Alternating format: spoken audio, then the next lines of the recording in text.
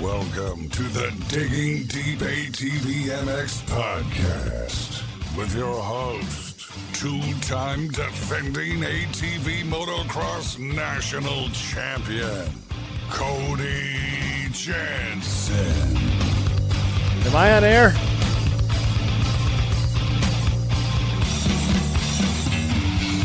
What's up, everybody? We're back. I'm your host, Cody Jansen, and welcome to episode 62 of the Digging Deep ATVMX podcast.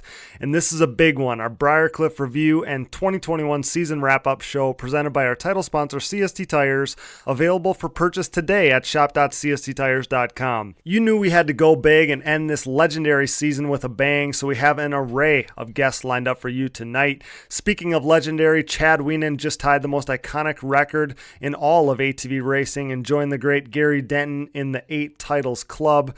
Chad will join us to talk about this truly unbelievable achievement for him tonight on this episode.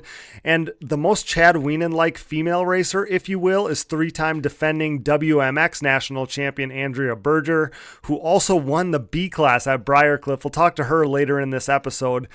The season finale also marked the conclusion of our first season of Digging Deep ATVMX Fantasy. We crowned a champion last Saturday, Aaron Bates. He'll join us briefly tonight for a little fantasy talk. Excited for that. A lot of us played. A lot of you guys played. So we'll hear the champ's strategy and a little bit more about his season. So congrats to him, and we'll hear from him a little later. And finally, 2 voices that you're already familiar with and we'll hear throughout the episode here. Casey Greek will join us one final time this season, and so will Briarcliff's own Jeremy Osborn, once again joining us to talk about hosting the finale in his backyard. You heard from him last week and thought it'd be exciting to get him on this episode as well. We'll discuss everything that happened at Briarcliff, break down all the points battles we've been following, and complete our coverage of a truly historic season. You can't call yourself an avid ATV motocross fan if you don't enjoy the heck out of this stuff, and this episode delivers in a major way, so let's dive right in.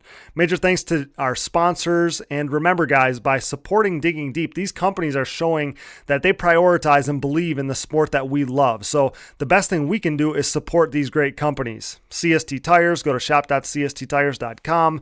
Yamaha, thanks to Blue Crew. Valvoline, SSI Decals, DID Racing Chain, Namura Technologies, Bronco ATV and UTV Components, Impact Solutions, Launderville Steel Enterprises and Concrete Supply, Forworks Carbon, DP Brakes, Gripped Gloves, Factory 43, Bike Strikes and Quads LLC, and Manscaped. Get 20% off and free shipping with code DIGGINGDEEP20 at manscaped.com. Their clippers rock, their nose hair trimmer is amazing, and they have brand new industry-leading products that just hit the market as well. I know some of you get a little thrown off by the word manscaping, but I'll tell you, the new Lawnmower 4.0 from Manscaped is my secret to keeping a perfect beard. Shh. This new electric trimmer is so nice that it's allowed me to step up my beard game and take it to another level. So check out Manscaped. I wish I would have sooner. Get 20% off with free shipping by using code DIGGINGDEEP20 at manscaped.com. Support all the great companies that support us, and for any products that fall through the cracks, you know the drill. Click that Rocky Mountain ATVMC banner on our website to help us out. By accessing Rocky Mountain from our specific link, we get a percentage of that on the backside, and we both know you need parts and gear. So the easiest way to help us out is by using that Rocky Mountain specific link instead of the standard link, and that's a great way to support us, and we really appreciate that.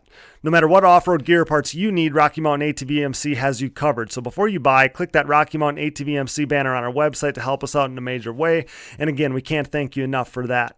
We have one new/returning donor to shout out this week. Shout out to Ed Hayden, who has donated in the past but is back continuing to diligently support us. So Ed, we appreciate you so freaking much. Between equipment and the programs to run this thing and the development of fantasy and everything in between, there's a lot of expense when it comes to digging deep, and obviously it's so worth it, but help like this, any help really, goes a long way. So Ed Hayden, you're the man, pal. Thank you so much. For anyone else who's interested in possibly supporting us in this way, you can find the Patreon or Buy Me a Coffee donation links on our website. For anybody interested in donating, thanks so much again, guys. Now, the 30-second board is up, it's sideways, and the gate is down. Time to dig deep. Let's go. All right, guys, what a season finale. The racing and Briarcliff in its entirety lived up to all the hype. Looking forward to breaking it all down at what was truly a legendary event. Here one final time before we head into the off season, brought to you by Valvoline, the original motor oil. Check out their full line of products at valvoline.com today. From Impact Solutions, say hello to Mr. Casey Greek. What's up, Casey? Hey, Cody, thanks for having me again. I'm excited to be here to wrap this season up and start heading towards getting ready for 2022. Always grateful to have you, pal. Thanks for coming back. And also joining us tonight, he joined us last week, and I thought it'd be fun to get him back on after what he referred to as his Super Bowl, brought to you by our friends at Yamaha and the Race Ready YFZ450R. Go to YamahaBlueCrew.com, follow Yamaha Outdoors on social media, and check out Yamaha's full off-road lineup today at YamahaOutdoors.com. It's promoter and owner of Briarcliff himself, Mr. Jeremy Osborn. Jeremy, welcome back. Are you any more relaxed this week with the big event in the rear view now? A little bit. I'm still trying to recover from the weekend, but I definitely feel better than I did about a week ago. That's for sure. I bet. So, Jeremy, we'll obviously get into the racing, but overall, from a promoter's perspective, how did the ATV Motocross National Championship season finale go right there at your very own track at Briarcliff? I thought it worked out pretty well. Everything seemed to fall into place with the exception of the weather Saturday night into Sunday. Everybody had fun. The feedback has been overwhelmingly positive. I mean, I think things kind of just fell our way. It worked out pretty well. From everything I saw, Jeremy, it looked like everybody was super stoked on how it went. I mean, the numbers looked really good, which I totally expected. Spectator turnout looked amazing. And it looked like all the extra special stuff that you guys did was a big time hit. The memorial lap, parade lap for Michelle Jenkins, the movie night, the pit quad races, and the WMX signing. I mean, all that stuff looked like it went over super, super well. It went really well. I wish I could have multiplied myself and been able to absorb more of those special moments. I was around for Michelle's lap. Obviously, the pit quad racing, I was kind of in the center of that mayhem. Movie night, I was there, but I kind of missed out on the autograph signing. I heard it went pretty well. I was buried and getting ready for Pro Moto 1. But overall, yeah, all those little things kind of added up into just a really cool weekend. And I think a lot of people appreciated it. Yeah, I think so too. Casey, we'll go to you. Jeremy called it their Super Bowl. He said they were pulling out all the stops to knock it out of the park, and all indications are that that's exactly what happened. I saw tons of people saying that this should be an annual stop on the tour. I saw multiple comments that it should be the finale every year because Jeremy and his Briarcliff crew truly made it an event, just as was his motivation. So, Casey, they waited 7 long years for this opportunity. I know we have Jeremy right here with us, but give us your synopsis of the 2021 Briarcliff ATV Motocross National. Yeah, and it kind of runs into my impact moment of the week. And I just had some notes written down. You know, I felt like the track was really good. It was definitely fast. At first, I was a little, nervous about how fast I thought it was going to be, but it actually worked out really well. The track crew did great. And then for like the impact moment was really the vibe. And it's, you know, the events that Jeremy and his team put on for us, you know, between fireworks, the 90 pit quad race, the memorial lap for Michelle Jenkins, the WMX autograph signing, the premiere of the Butter film. I think all of that is what a lot of these promoters, they need to go back and take some notes. And that's why the crowd was so big. I mean, there's an iconic picture that I think you posted on your social medias of the amount of people that were up there in the center. And that's the moment. Is we had that many people there and that many people got to witness some really good racing. So for me, it's that. And, you know, it's a hats off to the entire Briarcliff crew. I can't speak today. Bad day for that. But no, that's where I was at with it. I enjoyed it. I enjoyed the racing. I thought the track was great. Friday was definitely wet to start out with, but I know they got some serious rain and then just trying to prep to stay ahead of the dust. So I think those are the things you have to do when you're going to put that many machines over a track that many times. So zero complaints for me. I'm excited, and I agree. It should be a stop on the tour every year. Yeah, for sure. I was thinking that this was going to probably bleed into your Impact Solutions Impact moment, where we highlight something good and positive happening in ATV motocross. And yeah, you hit on exactly what I thought you were going to. As I posted, don't let anybody tell you that ATV motocross is not alive and well. There's tons of people out there that, like to say that it's not like it used to be, but man, seeing the pictures of all the spectators, it's not just the pictures of looking at the actual like crowd. I mean, every racing picture you see where there's a fence, there's people hanging from the fences. It was awesome. So Jeremy, you too, I mean, I'm sure you had to have been pleased with the people that came out. I was wondering if it like surpassed your expectation as far as spectators and people in general. Oh yeah, for sure. I honestly was kind of setting myself up for a mid 400s entry number, being Okay. it was the last round, and school's back in and kids are in sports and it's Labor Day weekend, people have family traditions, but Mm-hmm. I was pretty blown away that we did get as many entries as we did. And I the spectator turnout was amazing. We had a pretty good sized spectator turnout in 14, and I knew that was kind of a key to making this event successful. Mm-hmm. So I spent a lot of time marketing. We ran radio ads. We gave away a lot of tickets to different groups to help us promote it. So I in some ways I expected it, but I had my fingers crossed at the same time. Yeah, for sure. And Casey, so you're kind of from that, you've been in that Ohio area for, you spent a lot of time over there. You've been, you spent a good amount of your time in that Ohio area. That's such a hotbed for quads. We talked with Jeremy on the last episode saying that I think that we should always go and race over there because it's such a hotbed for ATVs. And also, like, I like racing this time of year. I think it's cool to race a little bit into the fall instead of, and I'm a Midwest guy, so maybe that's why.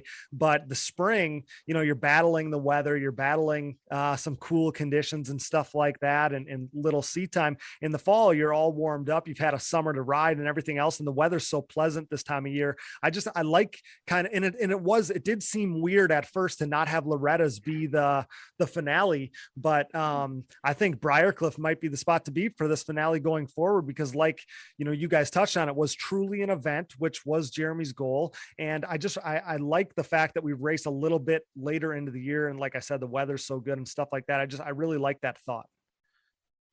Yeah, for sure. I have no issues with it being the last race of the year. Maybe we can get Jeremy to put in some cabins for us and a pool, so then we can bring the family.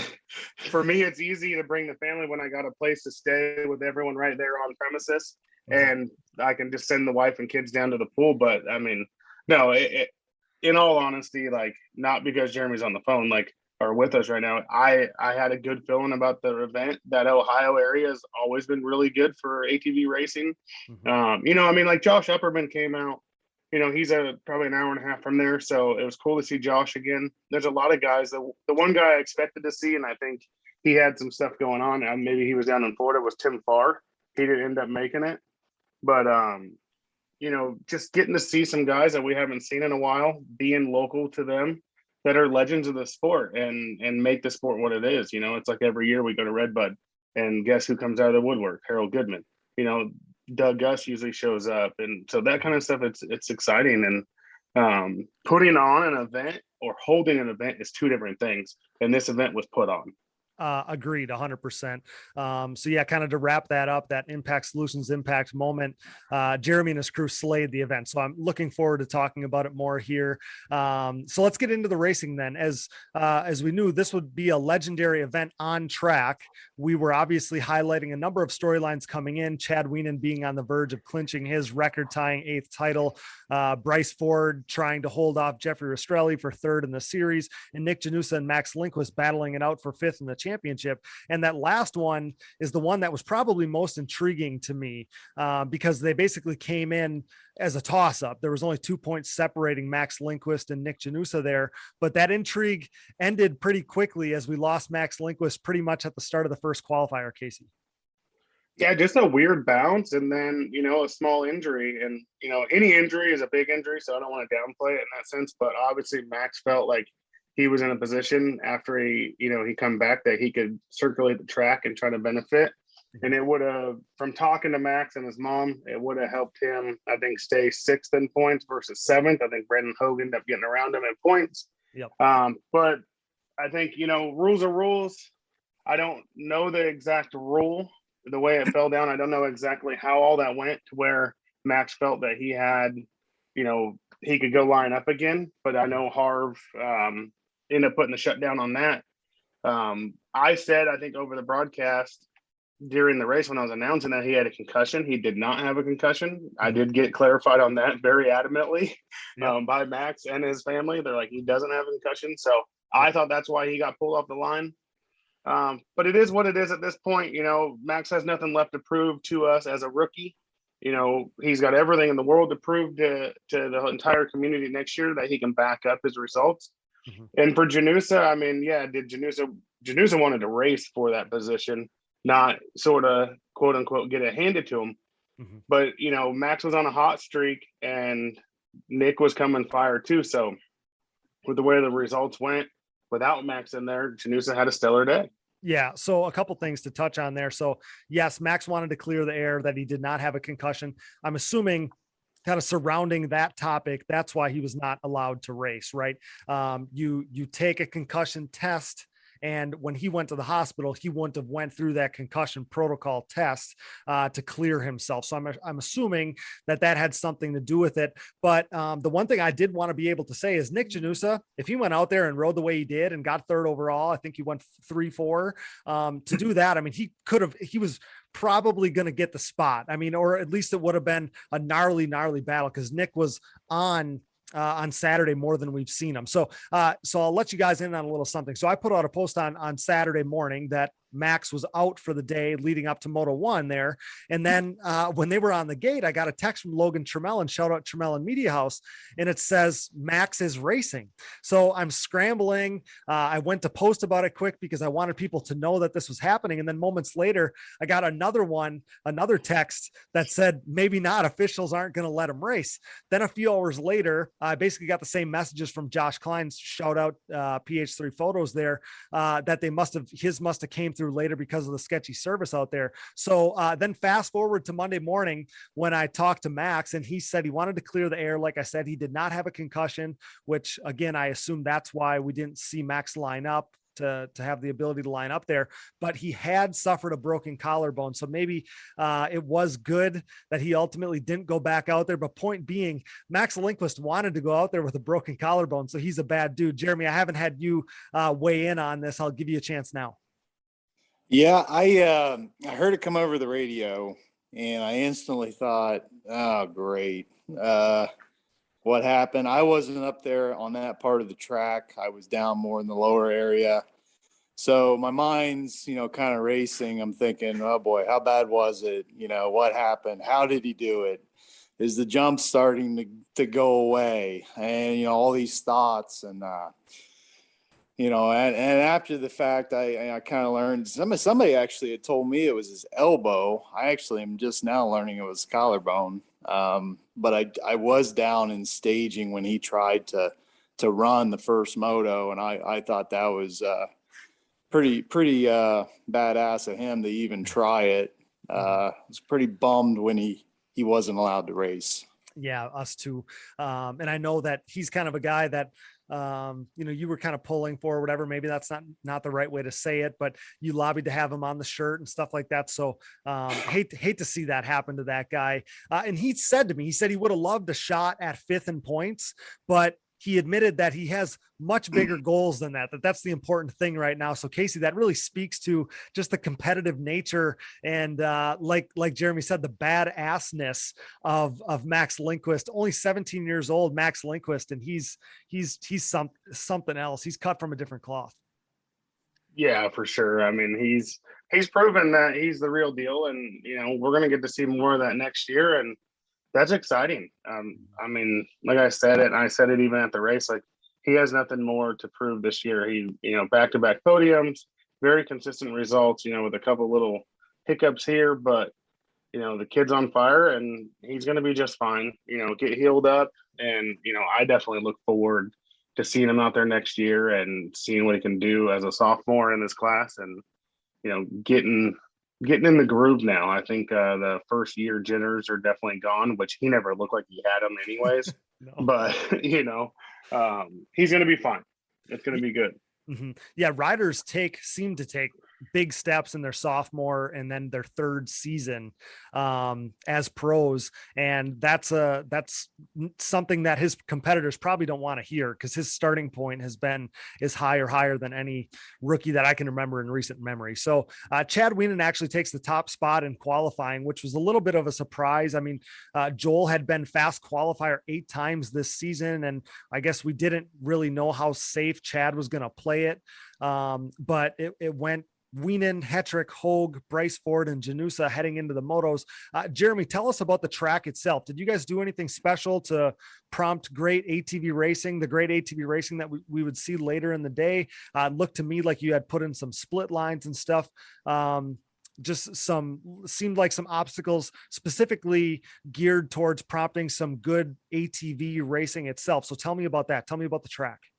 We made some attempts at that. We definitely look at guys like Sunset Bob. He does the best job, in my opinion, with the split lanes.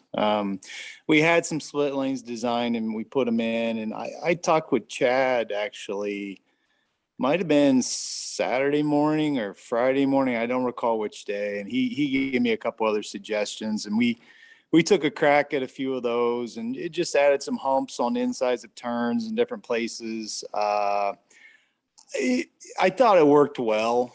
I mean, could it be better? Definitely. I think we could add some more of that split lane type option stuff in other places, and could have made it even better. Well, it looked like an absolute blast. So if this is your starting point, if you get that opportunity in years going forward here, I think that's music to everybody's ears. So did it look to anyone else that Chad had found something with the starts heading into the finale here? Because he grabbed 2 clutch hole shots on the day to stay completely out of harm's way, really. Casey, what do you see when Chad grabbed that hole shot in Moto 1? I mean, Chad's starts have been improving, all year in a sense. But yeah, I mean, he put himself in a position and he put himself out there to fight. He didn't necessarily have to beat Joel, but just because these guys are racers, like, they want to win every time they get on the track. We've talked about it before. He's not laying down. He wasn't going out there in championship mode. I'm just going to follow Joel around. So to pull 2 really solid starts, I mean, he's definitely figured his start game out. And I'd say it's this entire year. And, I think his position on the gate was really well. Technically, Michael Allred almost got that first one. He just overshot the corner a little bit, but coming into the corner, he was, I think, the first one in there. And Chad's position was just a little bit better than his and better than Joel's.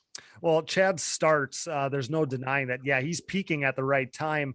It just stood out to me for him to get 2 of them against Joel, who I think either had 18 or 19 hole shots this year. When you do the math, that's crazy. Yeah. So yeah, that's saying something. But yeah, he put himself in good position, and there very well might have been more jostling in this moto than any other race all year, mostly because there was a first lap tangle with a number of key players: Jeffrey Rastrelli, Bryson Cody Ford, Brandon Hogue. I think Stanfield was in that mess as well. So Casey, could you see that from the tower where you were announcing, or what do you see there? They would come over that like wall jump, and then that's kind of where it happened. Either happened right before or right after, and we couldn't see it all that great. We couldn't tell exactly who was in there. And I actually watched the ATV Vision recap to see if I could get a better view of it. And there's a quick view from Jeffrey's helmet cam, from the GoPro that he was wearing for Gloop. And it just looks like he was coming in, and there was a guy right in front of him. I can't remember who it was now. I think him and Allred touched tires or something. Did you see that? Maybe. I don't think they ever made any contact, because it was like Michael was coming down to dive in the inside, and Jeffrey was just coming in, and it's like he just hooked a left real quick, and it flipped him, and then everyone just boom, boom, boom, boom, boom right in. I mean, I think in the little clip that we can see in that, Brandon Hogue's bike's not even on the ground. It's not upside down. It's just in the air, suspended by everyone else's tires. So, that definitely put a couple guys that got some bad starts in some really good position there to be able to make a run at, either their first top tens or whatever it was. And I mean, we seen Michael Allred just go out there and slay it in that first moto. I mean, really both motos Michael rode really well, for a 7-8. And, he tied for 6th overall, technically, with 27 points. So, it's what I've said for years. And, on a bunch of these shows is starts is everything. And he got himself into a really good position coming out 3rd, right there with Joel Hetrick and Chad Wienen, and it put him in a good position for the rest of the moto. Yeah, absolutely. Shout out to Gloop, obviously, for that video coverage. If you watch the ride, there is actually a few other helmet cams. It must be Janusa, maybe, that's in that pile up. So you get a couple more views of it there. So while Chad and Joel are checking out, like you said, Michael Allred runs 3rd for a couple laps inside the top 5 until the midway point. He ultimately ended up 7th in the first moto. Awesome ride for Mike. Shout out to him. But Nick Janusa, he really seized the opportunity. We knew that it was kind of a prove it day for him, but then Max goes out. So he didn't necessarily have to step up to the plate like he would have had to, but he chose to anyway. He was basically by himself in this moto with the entire tier 2 pack basically tangled up together, referring to in Digging Deep ATVMX Fantasy terms. But Nick checked out. He rode all by himself in 3rd for 11 laps all the way to the finish. Did you get to see any of this racing, Jeremy? I'm sure you had a million things going on, but I wanted to get your opinion here.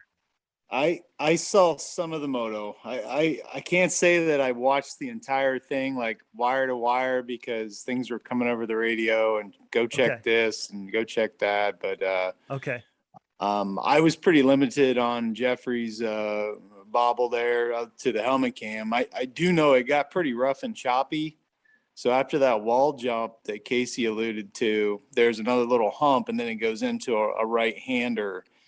Right before that, the little hump, and right after, it got pretty whooped out. So I could see how he might have just caught one of those wrong, and maybe it took his hands off or feet off or something, or who knows. And if a couple guys did that at the same time, it wouldn't be very difficult to create a pile up. So, but the racing was awesome. I mean, the whole first moto, I was pretty pumped the little bits I got to see.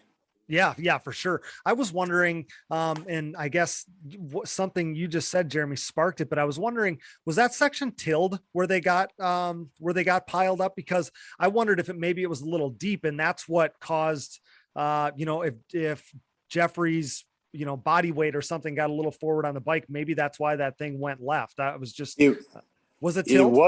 It wasn't freshly tilled before Moto 1. We did the start. And I think the rest of the track had gotten some water like 2 motos prior. Gotcha. But there was a lot of mulch in that area added before the weekend. So, like I said, Kinsey was out moto, 26, and she said she about went over the bars there. So it got pretty rough. Yeah, that was nasty. So there was that tangle up there, but Nick Janusa seized the opportunity. He takes off in 3rd. Great ride for him. The most impressive ride of the day might have been Bryce Ford and his furious charge to the front after that tangle early in this one. So he crossed the line the first time in 13th. By lap 6, he was already in the top 5. The following lap, he had safely got into 4th, where he would finish. Brandon Hogue would do something very similar. He charged up to 6th, came from the back, kind of tag teamed or in tandem with Bryce Ford. But what a serious charge to the front, Casey. Yeah, and Rastrelli had, not to cut Bryce's deal off there, we'll go back to that here in a second. Rastrelli actually was in a really good position, and came back after that tangle and the bobble that they had, and then worked his way up, and then you do the triple and you make the right hander. It's kind of off camber. I don't know what exactly happened, but he, and after the race, he told me, he's like, I threw it away. That was all on me. I made the mistake, and then to get back up and still finish 5th was, impressive. But yeah, Bryce coming from being pretty much under Brandon Hogue's bike with Cody, like they were all kind of locked wheels there, and to get out and to ride back to a 4th position there, I mean, that's exactly what he needed to do. He knew he had to stay really close to Rastrelli to end up, and then to end up beating him in that first moto. even by one position, the points were so close that was almost enough to secure it in a sense. Yep. That was big. I thought the same exact thing. At one point, Jeffrey was really putting himself in a good position where he might have been within striking distance in that second moto of this, of this points race for third. And then he suffers that mistake. And I was thinking, and I think I did post about it yesterday, but I wondered, on the first lap, Bryce is tangled up in this melee. I had to believe that there was probably some panic there for a second inside Bryce's helmet on, hey, I gotta go. Yeah, for sure. Especially when you see the guy that you're racing the points right away from you. That's what I'm saying. Yeah. He gets out of the pile up first and takes off, and you're still fighting to get out, and you got 3 or 4 guys in front of you. Mm-hmm. You definitely, you don't know that you're going to be able to make it through or not. I think Bryce is confident enough in his speed that he knew he would make it through enough to, at least finish behind Rastrelli.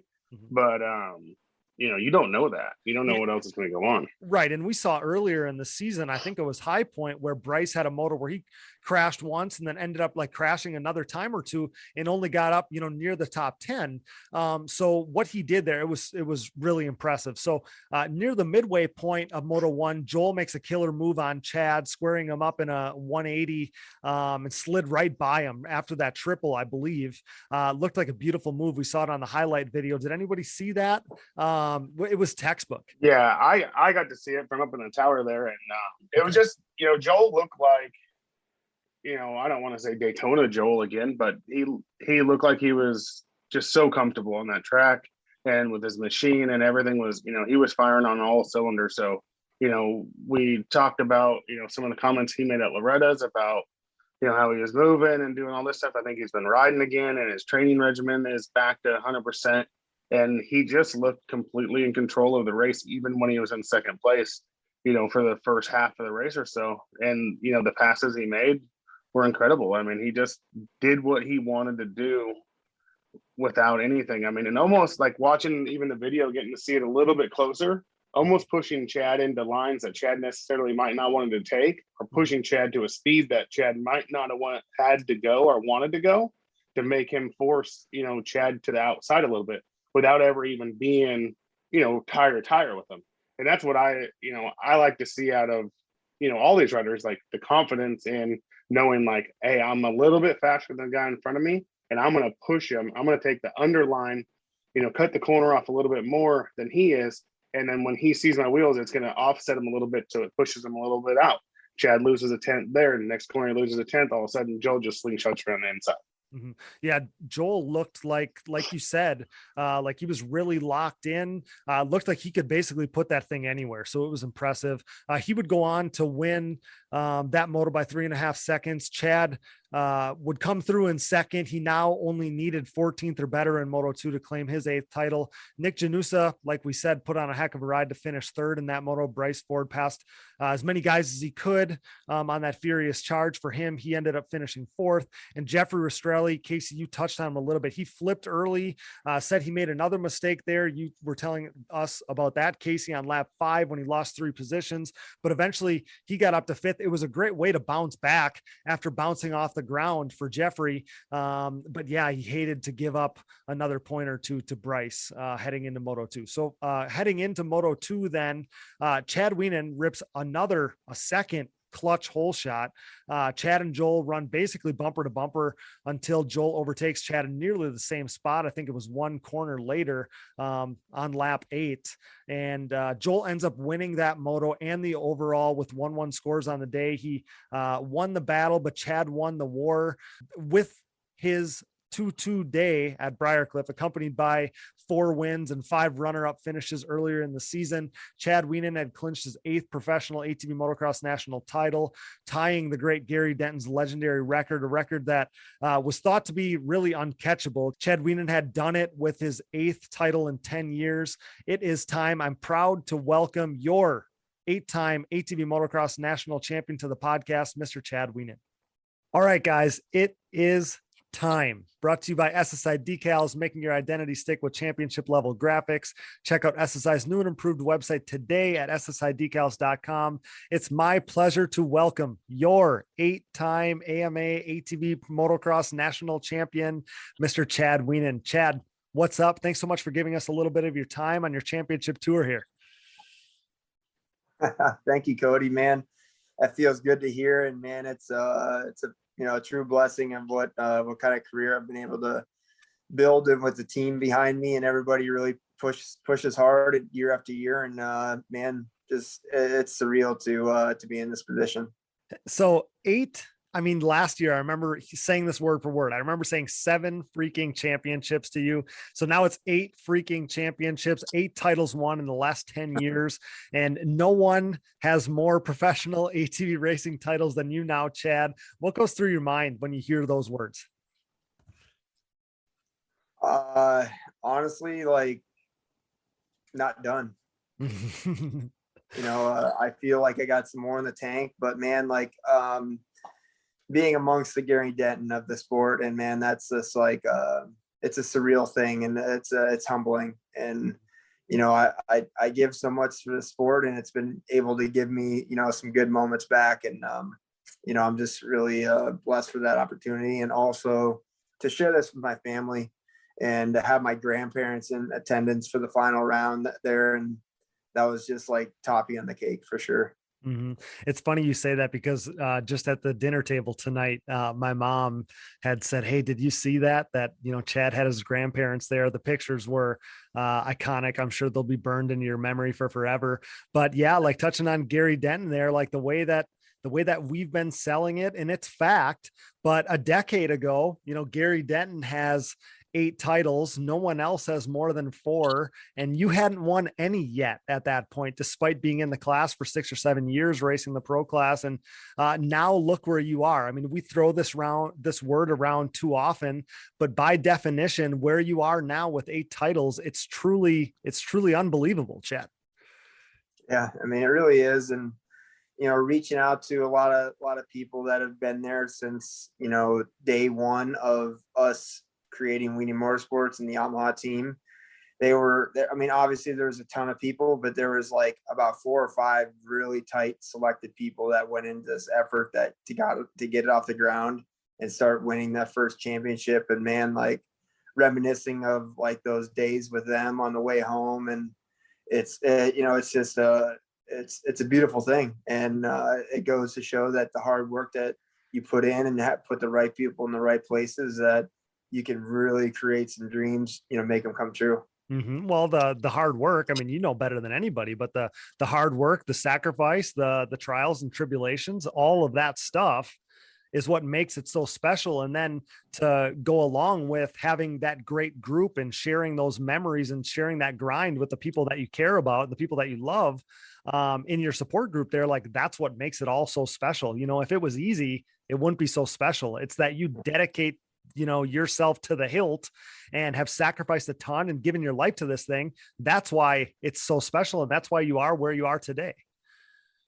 Yeah. It's one of those things where, like, I take a lot of pride in what I do, and I do everything to the fullest. And, having my hands in on just about everything in the program, like I'm driving the motorhome, I'm driving everything. I'm driving it to the track. I'm setting up the tent. I'm prepping my machines. I'm building my engines. The only things I really haven't dove into is shocks.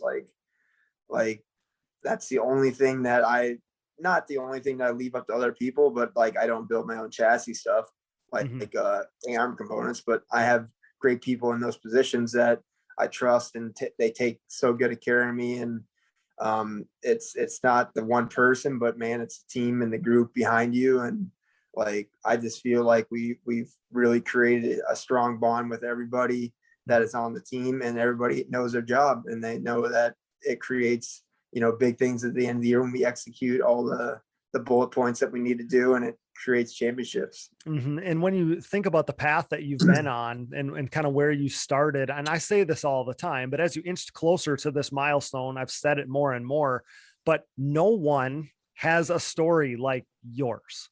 Like, that's what makes it so incredible. Where you are today is where you are started and when you started. The fact that nobody has that story, That part is something I'll always highlight as long as I'm doing this, because I think it's a story that continues to need to be said. It's incredible. Like, nobody has the story you have. Yeah, no, it's you never forget where you come from, and you always thank and always in debt to everybody that's always giving you that extra little bit and that little bit of chance that they given you along the way. And yeah, I mean, the story's awesome, but man, like it's so fun living in the present right now with my family and being able to do all this with them and create new memories, and obviously try to remember those ones that we've passed along. And it's just so humbling, really. Mm-hmm. Yeah. The part that sticks out to me, Chad, is that basically, like, anything is possible, like any of those people at the racetrack, no matter the age, no matter what class you're in or whatever, like if you work hard enough, like that's what I take from your story. If you work hard enough, anything is possible.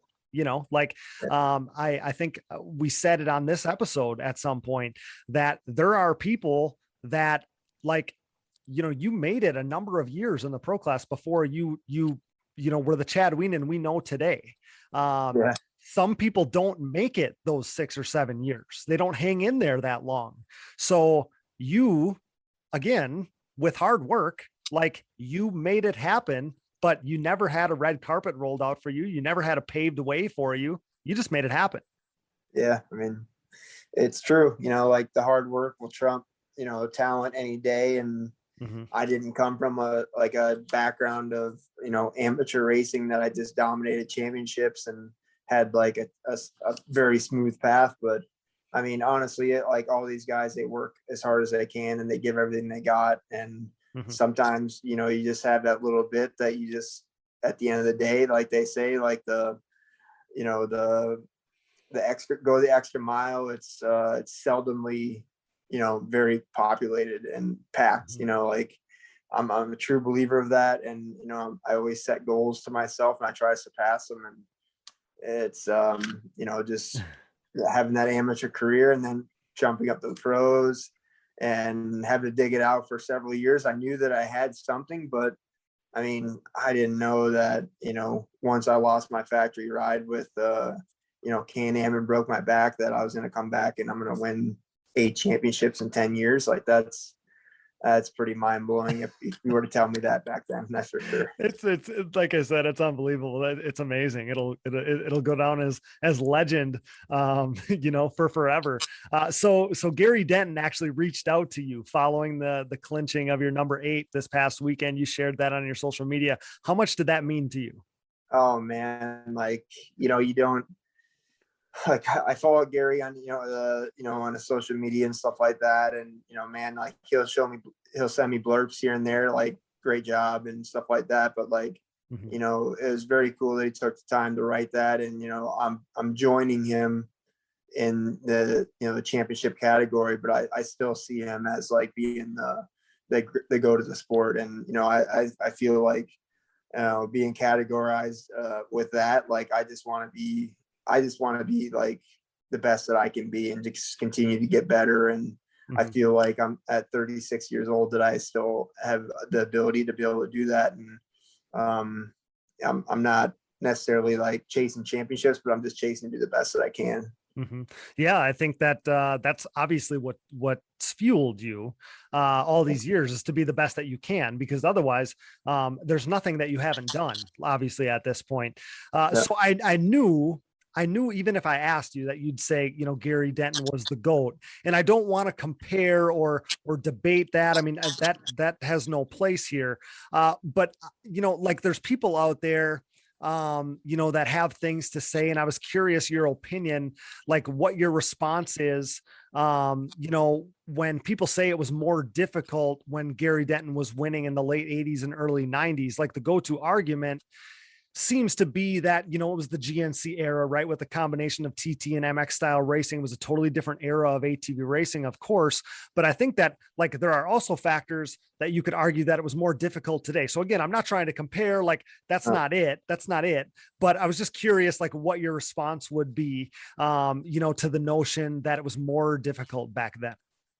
Yeah, I mean, honestly, like let's say like comparing to basketball, I will always see that MJ is the greatest of all time. You know, Mhm. just growing up in that era and stuff like that, and watching him play. And you know, honestly, like Gary, I never like I've seen like some video or stuff like that of him racing, but he was before my you know coming up in that area. I was big into Right. like the Timmy Farr. You know, he was my idol and Mhm. really looked up to him. And Timmy Farr reached out to me too, you know, on winning the championship. And man, like I told him, like, man, you're the guy that I looked up to. And he's like, and he told me, he's like, you know what? I look up to you too. Like, I mean, that's very cool of him to Mhm. share that. And then, you know, like going to your question with, you know, the difference, you know, and I never raced GT before, so I don't know what it's like.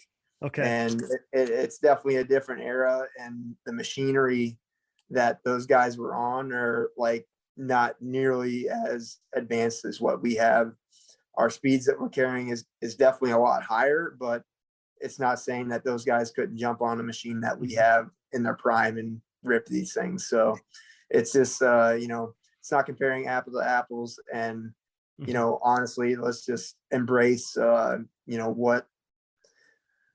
what Gary's done, what I've been able to do. Like, let's just take it as like all good things and not try to point one out. Just everybody is, you know, the baddest dudes in their era, you Right. know? Right. And I think that that's a great way to put it, because as soon as you start to even like go there, because the debate part, like I love Gary. He was awesome on the show. He's the coolest cat. It's not trying to like say one's better than the other. That's not it at all to me. It's just the fact that people don't necessarily want to like have the conversation. That's the part where I, you know, it's almost like you take offense to it because Chad, like you're Timmy Farr, like you're that to me, you know, like you're you know, that era guy to me. And I think that the other argument, you know, that I would propose, and that's the last we'll touch on this, but you know, Gary, he was in a league of his own when the, you know, ATV motocross, or ATV racing, I should say, was in its infancy. The argument I would tell people, you know, for the entirety of your 8 title run here, you've had to battle another ultra competitor like Joel Hetrick. And, you know, he's a 2-time champ, right? But if he's finished second in the championship to you 6 times. So without Chad Wienen, if there was no Chad Wienen or no Chad Wienen in ATV motocross racing, Joel Hetrick could very possibly be an 8-time champ himself. So, you know, you had to go through and defeat that guy to get to your 8 titles. And you know, not that Gary's 8 and your 8 need to be compared or debated. Like that's not where I'm going. I just think that there's something to be said that you had to, you know, go through Joel Hetrick. You had to race him week in and week out, championship and championship out here. And Joel Hetrick will go down as one of the fastest guys to ever do it. And you had to outduel him 8 times. Like that would be my argument. And again, I'm not trying to debate it. Like that's not the case. I'm just saying that that's a feather in your cap, as you had another top tier, upper echelon, one of the greatest ever guys you had to outduel, and you've done it, you know, 6 times. You know, that's the argument on your behalf. I know you won't say that, but I will. Now, like, I mean, I came through the era of, you know, like the WPSA and stuff like that. And like, man, like the racing back then was so gnarly. You didn't know what was going to happen. And it was very, very cool to be able to go and win with those guys on those gates. I didn't win championships, but you know, I wasn't ready yet. You know, I just had to keep paying my dues and learn how to manage a championship and not just win a race. Mm-hmm. And that's something that it took me that many years, six years to figure out.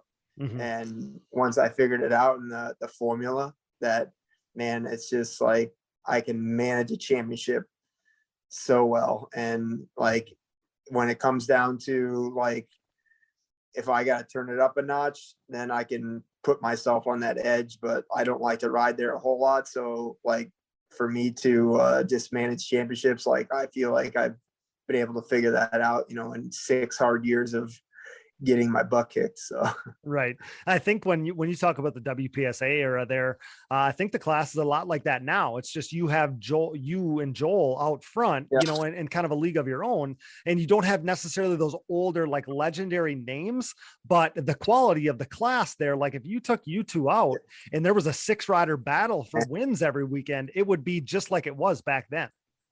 Yeah, definitely. Like, kind of the way I look at it is like the Ricky Carmichael, Chad Reed era, Yeah. Where like if you eliminated those two guys, like it would be insane. And just like it is, for that third place spot. And, it's just, Joel and I are on a level that,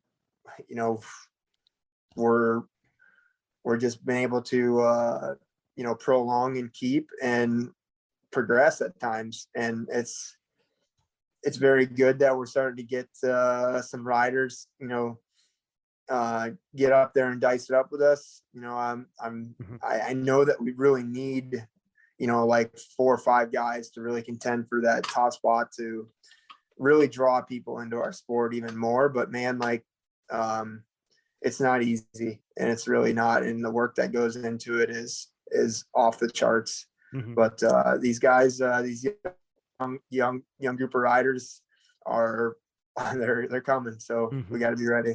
Yeah. I love the comparison to the Chad Reed, Ricky Carmichael era. You're speaking my language now. San Diego 05, Chad Reed and Ricky Carmichael lapped the field, and the field was stacked back then, and they just were that much better. So that's a great comparison. Let's talk about this season a little bit. You win the opener. You follow that with a trio of runner-up finishes, absolutely dominate your home race at Sunset Ridge. But where you seem to really, put this thing away was your 4 consecutive moto wins that followed that with what some people might call a somewhat surprising 1-1 weekend at Unadilla. We had Danica on after that, and then you dominated Redbud in typical fashion to follow that up. But that seemed like the period, that seemed like the key stretch in this latest championship run for you, was that 3 moto stretch when it was starting to get tight and you kind of took control again there. Yeah. I mean, like heading to New York, I knew that it was going to be a tough weekend. And like, there's something about my setup there that I was able to find that I had traction that I'd never had before at that track. And the confidence that I had right when I got on the track was like through the roof. And I knew that I had something special that weekend. Obviously having like going in there, getting a top qualifier position, like that doesn't happen very much for me. I don't necessarily like hang it out much on the qualifiers anymore. I just kind of try to put in a clean lap.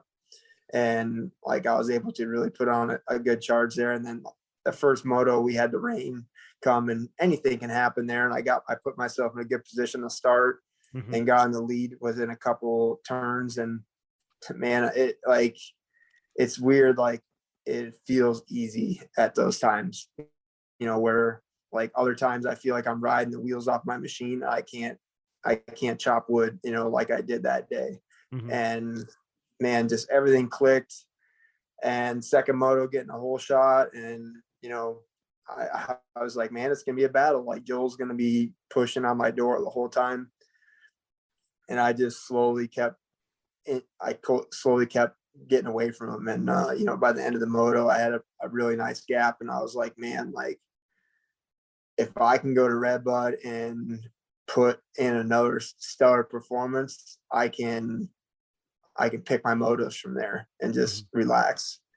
And man, like leaving Unadilla with a strong points gap where, Joel made a huge mistake that first moto and gave me like a nice cushion of points. But man, like I call it like being in the right position at the right time, where I was out front. He's trying to chase me down because he wants the points.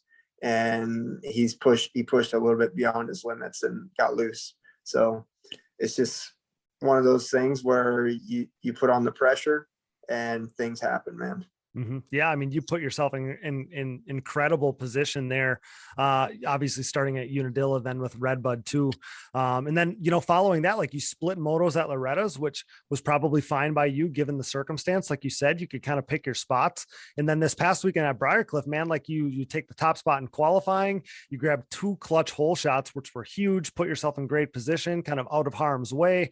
You lead the first half of each moto before Joel gets by. Like, tell me about your day there. There was no doubt you had the speed. Did you find yourself like torn between, playing it safe and going for it there when the title was obviously the main focus? Yeah. I mean, like going into the weekend, like I really wanted to try and get that first moto and to seal it up and to give myself that last moto, no pressure. That was my ultimate goal. But there it comes to the price of, riding on the edge, because Joel he has all to gain, like nothing to lose. So he is going to ride the wheels off his machine, and like getting that clutch hole shot, like, man, like there's something about that dirt and that start, like everything gelled with me that weekend. And we just nailed our starts, had great reaction. It's like one of those things where I'm rolling up to the gate and I'm not thinking about it a whole lot. Like I am just reacting. And I've spent so much more time at the gate, doing our gate prep and all that, going through my routine. And like, I am so focused on the start, and I don't get half of the, I don't get a start like that very often. And just something really clicked that weekend with that. And we're off to the races. Joel's behind me, and he's giving me some really strong pressure. I'm not really able to open up my lines the way that I want to. And a couple times I did, and he really threw some wheels in on me and made it difficult to ride the race that I wanted to. And honestly, like once we got to a point where, I felt like I was at a risk, I just technically I didn't like give it up, but I didn't like try to like fight him back for it. Like, sure. Especially that first moto, like I needed to get that good score to set myself up. And then, riding our way to a second place that first moto. Going into the last moto, I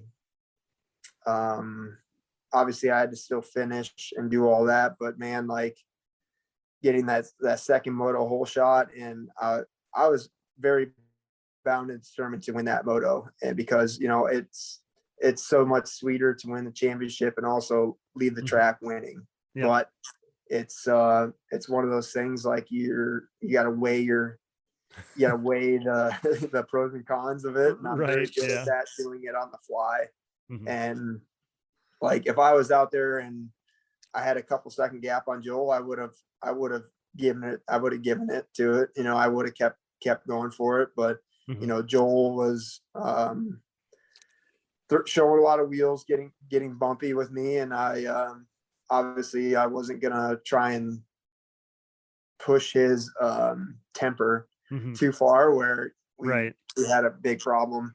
But man, like once he passed me, like Michael on the pit board, he's like, just settle in, and I was like, I didn't want to. I wanted to continue to fight and try and push him into either making a mistake or like me pushing myself back up to him. But I wanted to make sure that I rode that last moto to like the fullest of my potential, and at which I feel like I did, and it made me like very proud when I crossed the finish line that I was right there for a win. And also like, man, I just sealed up my 8th championship, and it's just it's a surreal moment, and it takes a while for it to settle in, but man, like it's settling in now.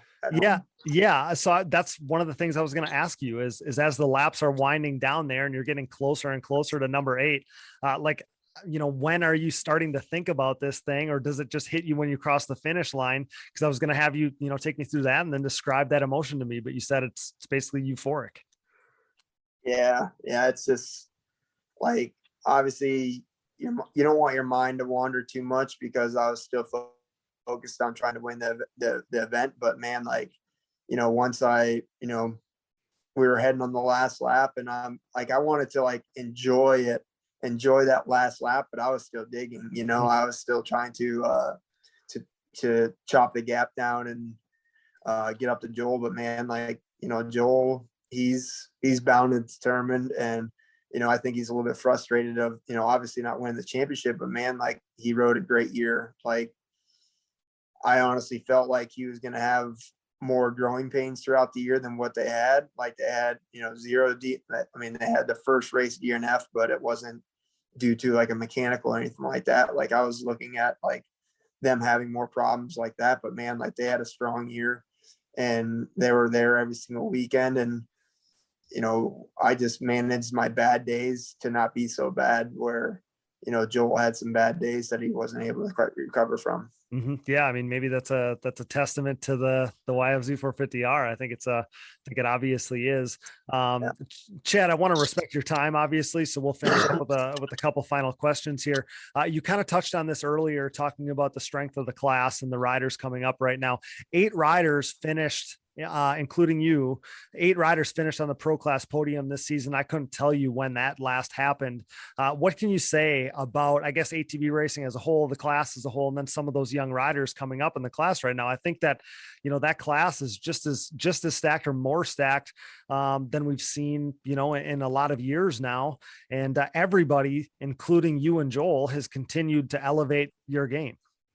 Yeah. I mean, I don't think hasn't been a long, like, it's been a very long time since there's been that many riders that have reached the podium. Mm-hmm. And, obviously I feel like next year there could be more, and just the hunger of all these riders, and they're all learning at a rapid pace. And, I feel like next year, a lot of these riders, like, riding the YFZ 450R for their first year, and like, they're going to learn a lot over the off season and make improvements to themselves and their machine.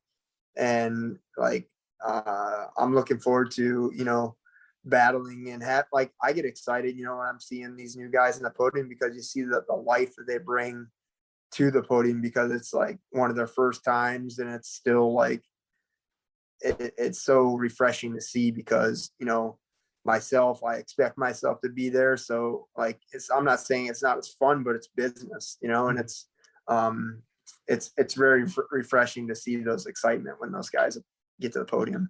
Yeah, you've said that to us. I think you said it to us one of the last times we talked to you. I mean, you've done this 60 times. You've won 60 times. You've been on the pro class podium 120 something times, or whatever the number is.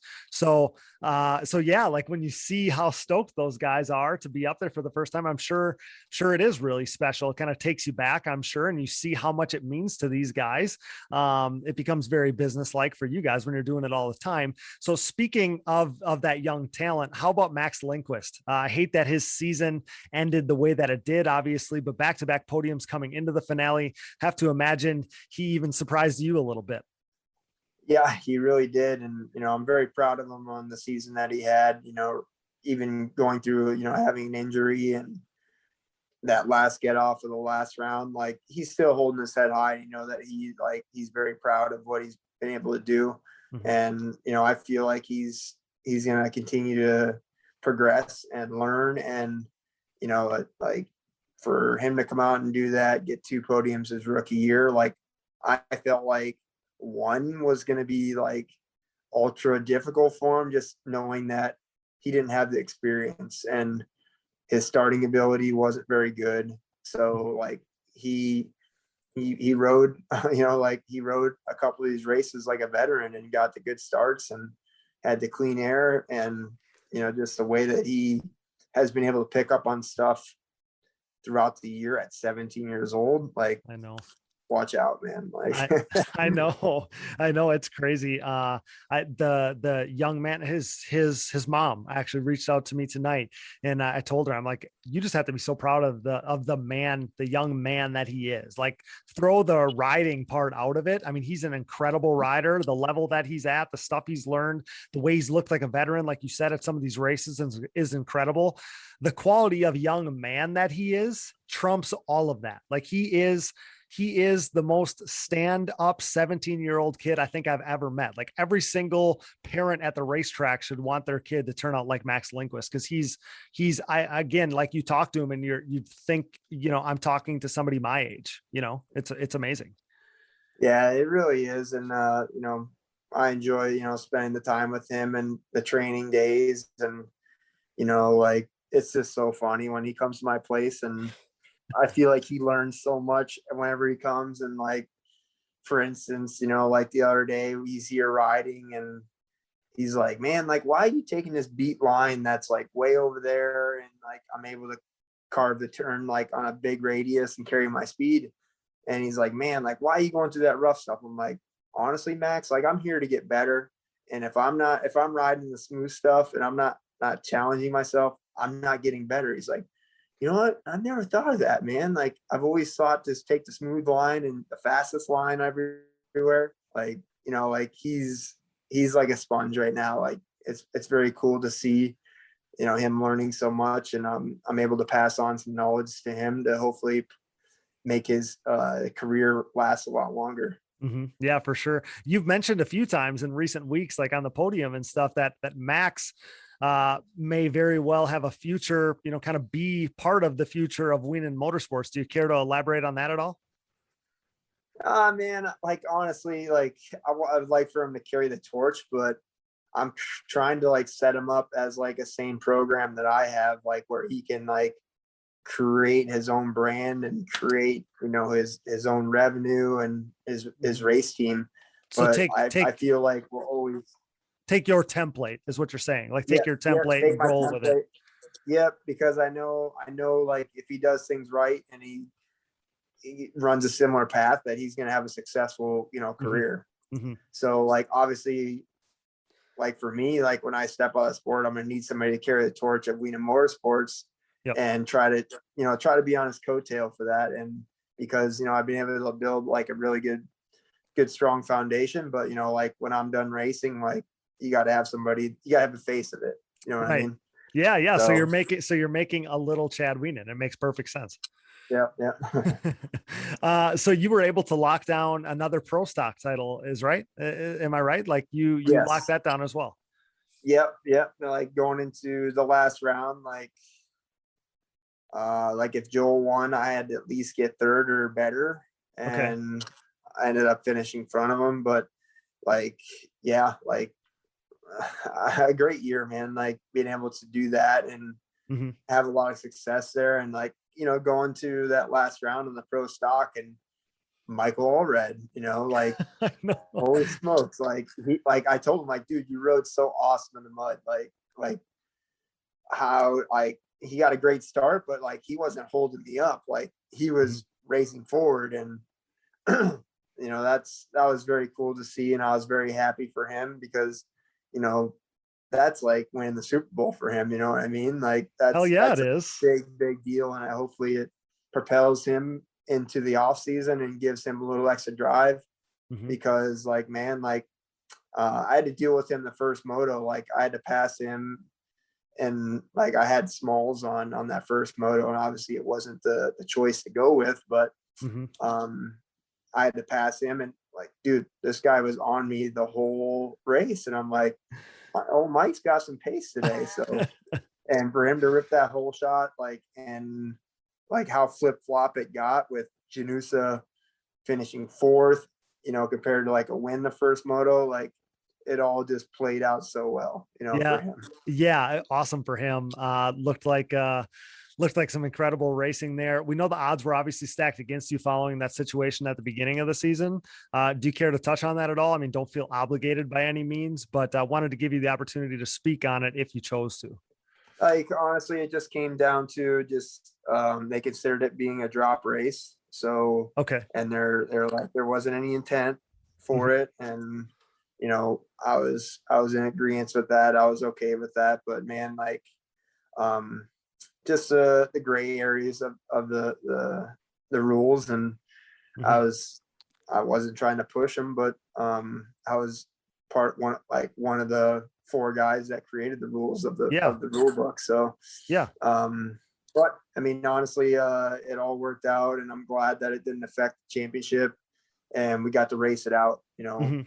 I Yeah. dropped my first round, and we just raced it out from there. Yeah, that's awesome. I'm glad that they kind of righted that wrong, because I thought that doing that to you at the first race, I just don't think that was right. So I'm glad that they did what they did there. It just seems like they kind of righted the wrong there. So I'm glad that that all worked out. At least it gave you the ability to drop it, because yeah, like anybody who knows you, Chad, I was getting comment after comment, message after message about like, did somebody honestly think that he was, doing something that wasn't to the letter of the law, to the rule? So again, we can leave it at that, but I'm glad that they kind of righted that wrong there.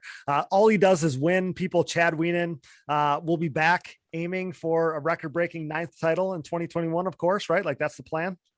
Yeah. Obviously we got to figure out negotiations and all that with everybody that backs me, but I feel like everybody wants it just as bad as I do to keep this ride going and the dream going. And I'm still able to balance like my family time and the business and racing and all that. So my plan is to keep it rolling. Love to hear it.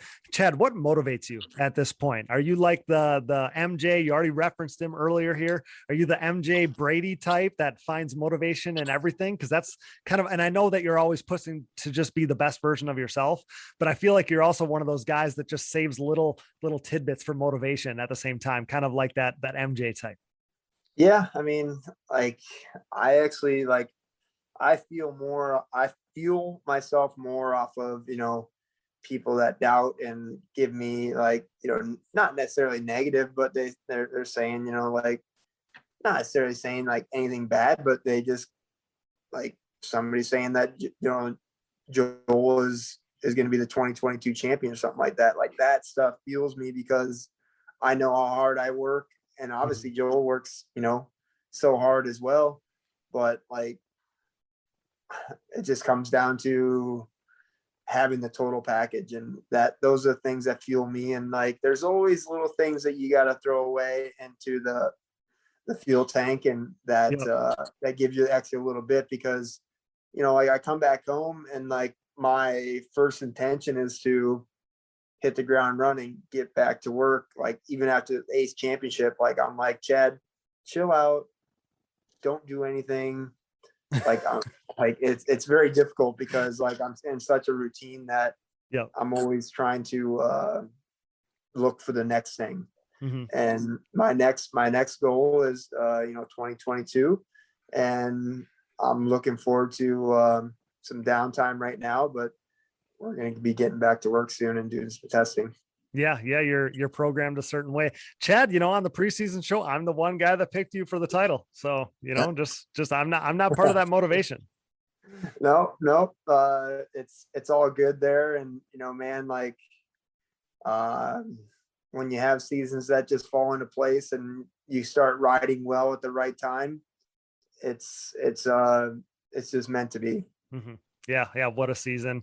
Very similar to the last one. It's just like you keep upping your pace, and it's crazy that you're able to do that. Hey, Chad, one last thing I wanted to ask. We wanted to ask this all season long. You lost your neck brace. Tell me why. It's been a couple of years.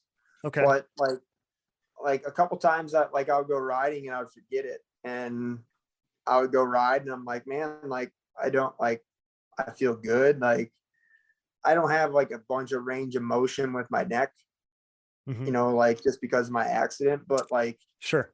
Obviously it feels free, and it, I'm not saying that like I'm better off without it, but like, I just have that freedom, and I think that feels really good to me.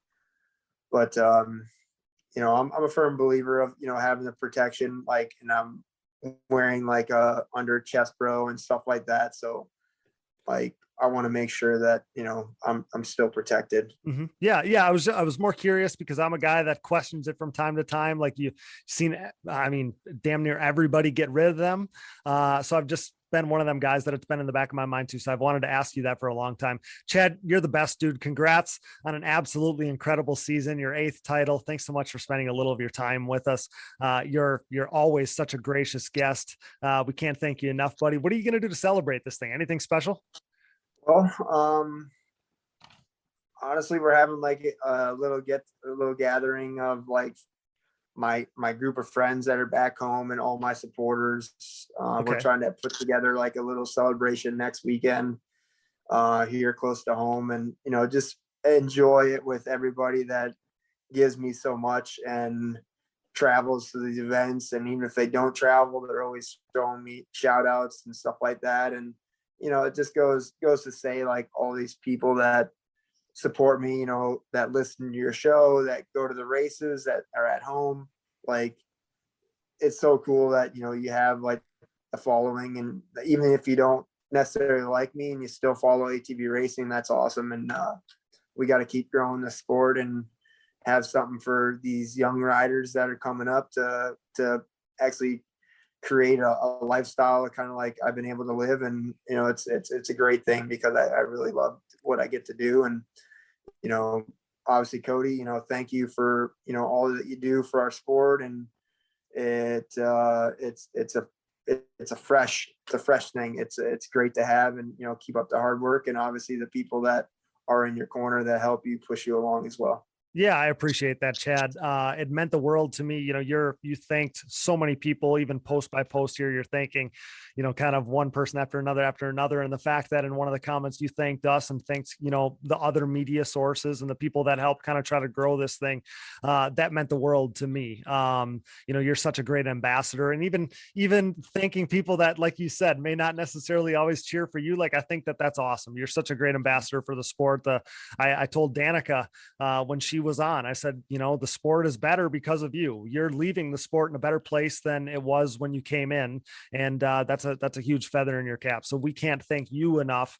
You're always, again, such a gracious guest. We appreciate your time so much. And, this is number 8. We appreciate more of these things in the future, having more conversations like this. All right, man. Yeah. Great pride in what I get to do. And I appreciate it. Enjoy it, pal. That's Chad Wienen, brought to you by Ssi Decals, making your identity stick with championship level graphics. Check them out at ssidecals.com today. Thanks, 8-time. We'll see you soon. Thanks, Cody. See you, man. We'll get right back to the show, but now a word from our sponsors. And thank you for listening to these ads. Without these great companies, none of this would be possible. Show your support for the people who support us. Welcome to the team, 2-time champ Joel Hetrick, who dropped the biggest news of the offseason when he announced his move to CST Tires. The CST takeover has been gaining momentum over the past several seasons, and now Joel Hetrick and his Phoenix Racing teammate Jeffrey Rastrelli are the most recent additions. The Pulse MXR tire has helped lead riders like Thomas Brown to race wins and 3 consecutive Quad Cross of Nations titles, Nick Janusa to the Pro Class podium, myself, Cody Jansen, as I rode my Pulse MXR fronts and white label soft compound rears to back-to-back national championships in the Junior 25 Plus class, and the most recent additions have us thinking a Pro Class national championship is on the horizon for CST tires. The Pulse MXR tire, available in soft and standard compounds, offers the highest level of traction, most predictable cornering, and superior wear characteristics when compared to the competition. Visit shop.csttires.com to join the CST takeover today, or prepare to be beat by someone who did. Joel Hetrick, Jeffrey Rastrelli, Nick Janusa, myself, and so many others are believers in CST tires. Are you? CST Tires, where passion meets the ground. You already know we're Team Blue Crew here at the Digging Deep ATVMX podcast. Whether it's second all-time winningest, 7-time and reigning ATVMX Pro Class National Champion Chad Wienen, or 6-time and current XC1 Pro ATV GNCC National Champion Walker Fowler, it's clear the podium-proven Yamaha YFC 450R is the winning choice of sport ATVs. This unprecedented success for the YFC 450R, its unrivaled quality and performance, and the undeniable fact that Yamaha is the leading OEM supporter of ATV racing has created a Yamaha takeover within the sport quad market. Better yet, Yamaha's Blue Crew Racer Support Program is back and even stronger for 2021, meaning Yamaha riders are about to cash in on higher payouts and more prize opportunities, including a chance to win a brand new YFZ 450R.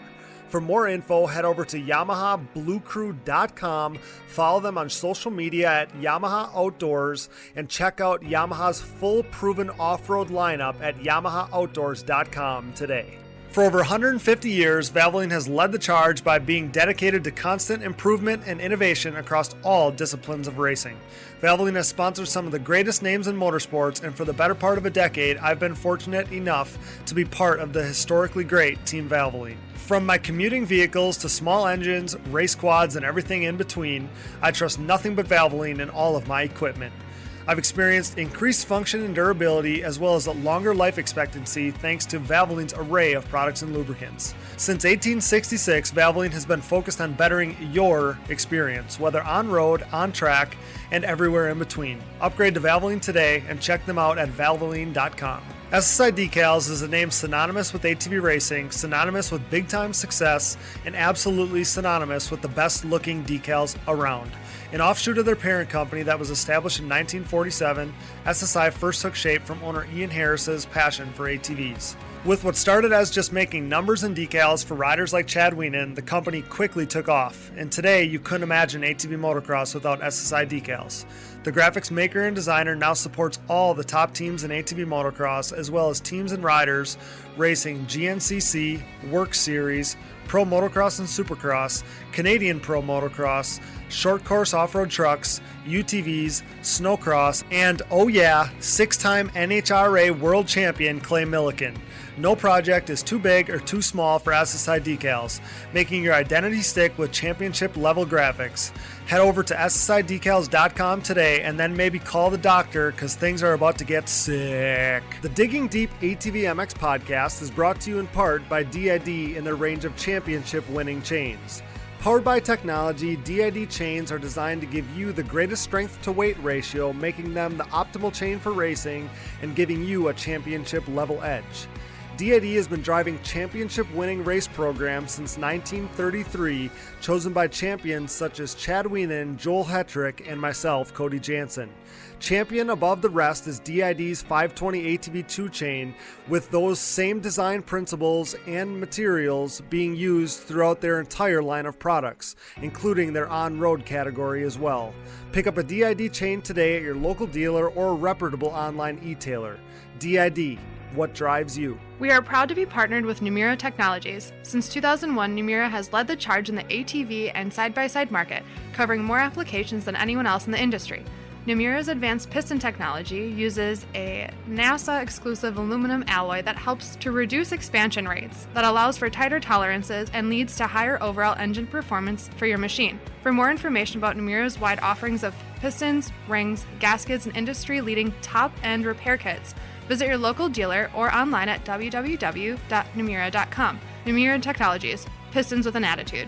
We are pleased to be partnered with Bronco ATV and UTV components. Bronco has been an industry leader in replacement hard parts and accessories for all makes and models for over 15 years. With a catalog that includes a full line of electrical components, engine internals like rods and cylinders, all the way down to suspension parts and bearing kits. Bronco is your hard part source for whatever you need for whatever you ride. Available exclusively through distributors around the world. Visit your local dealer or online at broncoatv.com. Forworks Carbon's innovative lightweight products include top-notch seat covers, carbon fiber and plastic hoods, gas tank covers, exhaust shields, shock guards, and much more. Whether you have an ATV, UTV, or snowmobile, Forworks has the goodies that will improve your ride and make you salivate. We trust Forworks for increased function and a sexier look, and you should too. Forworks Carbon, always working hard to bring high quality and innovative parts to the market. Check them out today at fwcarbon.com. We're back here on our Briarcliff review and season wrap-up episode with Casey Greek and Jeremy Osborn. Guys, 8 freaking titles for Chad Wienen. A decade ago, Chad had 0 titles to his name, and the closest anyone was to Gary Denton's record was Jeremiah Jones and Tim Farr with 4. The record looked uncatchable, but now it's been caught. It's truly amazing. Jeremy, what do you have to say about Chad and what he's been able to accomplish? I still can't really wrap my head around it. I can't believe that we saw that happen. It's extremely interesting to me because I raced some back towards the end of Gary Denton's career. Okay. And I was around to see, the Tim Fars and Shane Hitz and Jeremiah coming in as kind of the new guard. And I was of the same opinion for a long time. Like, nobody's ever going to touch that record. That's just one that is forever locked in time. But it's so impressive that man, you got to give that guy all the credit in the world. He's made it happen. And if anybody knows racing, most of what is accomplished is you making it happen. So hats off to Chad. He's an amazing champion. It is incredible too. I mean, just like I said, I mean, a decade ago, he has 0 titles. The next closest guy to Gary is 4. Fast forward 10 years and we got another guy with 8. It's amazing. Casey, we already asked you a couple weeks back what it would mean to you if and when he did it. So we don't need to mull through that again. You also predicted, though, on our season preview show that he'd tie Denton's record, albeit you said it wouldn't be this season, but that's beside the point. But in all seriousness, Casey, what is left to say about this guy? He's the GOAT. It's truly amazing. Again, I can't believe we freaking saw somebody win 8 titles and match the record. I can't believe it. Yeah. And I think, calling Chad a GOAT or the GOAT is, it's tough. It's going to get you in trouble. It is. How that's going to go. So I'm going to say he's tied with the GOAT. If he wins 9 championships, then he can solely hold that. But I mean, it's not taking anything away from Chad. Like, obviously, 8 titles is remarkable. 7 titles are remarkable. Any title you can win in that class at any day in the era of ATV motocross racing is impressive. So, we talked about it, and, you're going to have guys that are like, oh, well, it was different back then. And there's guys now that's different now. We're now. So our opinion is, Chad's the greatest of all time, not taking anything from Gary whatsoever. But, in my opinion, those two are tied as the greatest of all time in ATV motocross racing. And until either Gary comes out of retirement and gets 9 or Chad wins a 9th, those two are going to remain, tied. And I would love to see, and you probably know it off the top of your head, but I'd love to see, race wins. Yeah. And then broke down almost into like moto wins and stuff and kind of see who's been more consistent or, how it's kind of went. But, I don't think Chad's even in a position where he wants to be called better than Gary Denton. Like, no, and that's by any means. Yeah. I know what you mean. I just want to make sure everyone else knows what you mean. Exactly. No, you're exactly right. That's not it. It's not, versing one or the other. There's just people that, and we kind of went over this with Chad, but there's people that say that, like, there's no discussion to be had. And I don't agree with that. Like, Gary is the coolest cat. When we had him on the show, he's awesome. Especially with that dirt bike background, he knows everybody, whether it's 2-wheel, 4-wheel, like, it doesn't matter. He knows everybody. He's the coolest guy. ATV racing was in its infancy when Gary Denton started. So he was just the guy kind of from the start. Now, here's a nugget for you that we haven't really pointed out until now. And again, the listeners heard us go over this with Chad Wienen, but Joel Hetrick. So Chad has 8 titles. Joel has 2. If you take Chad out of the equation, say there is no such thing as Chad Wienen, or he never starts racing ATVs. So Joel has finished second to Chad 6 times. Joel, without Chad Wienen, would very likely have 8 titles himself, with his 6 times he finished second and the 2 championships that he beat Chad and won. Chad had to go through that guy. I wasn't at this position when Gary was, in his heyday, obviously. But Gary, just the way the stories are told, he was in a league of his own. Well, with Chad and Joel, they're like 1A and 1B.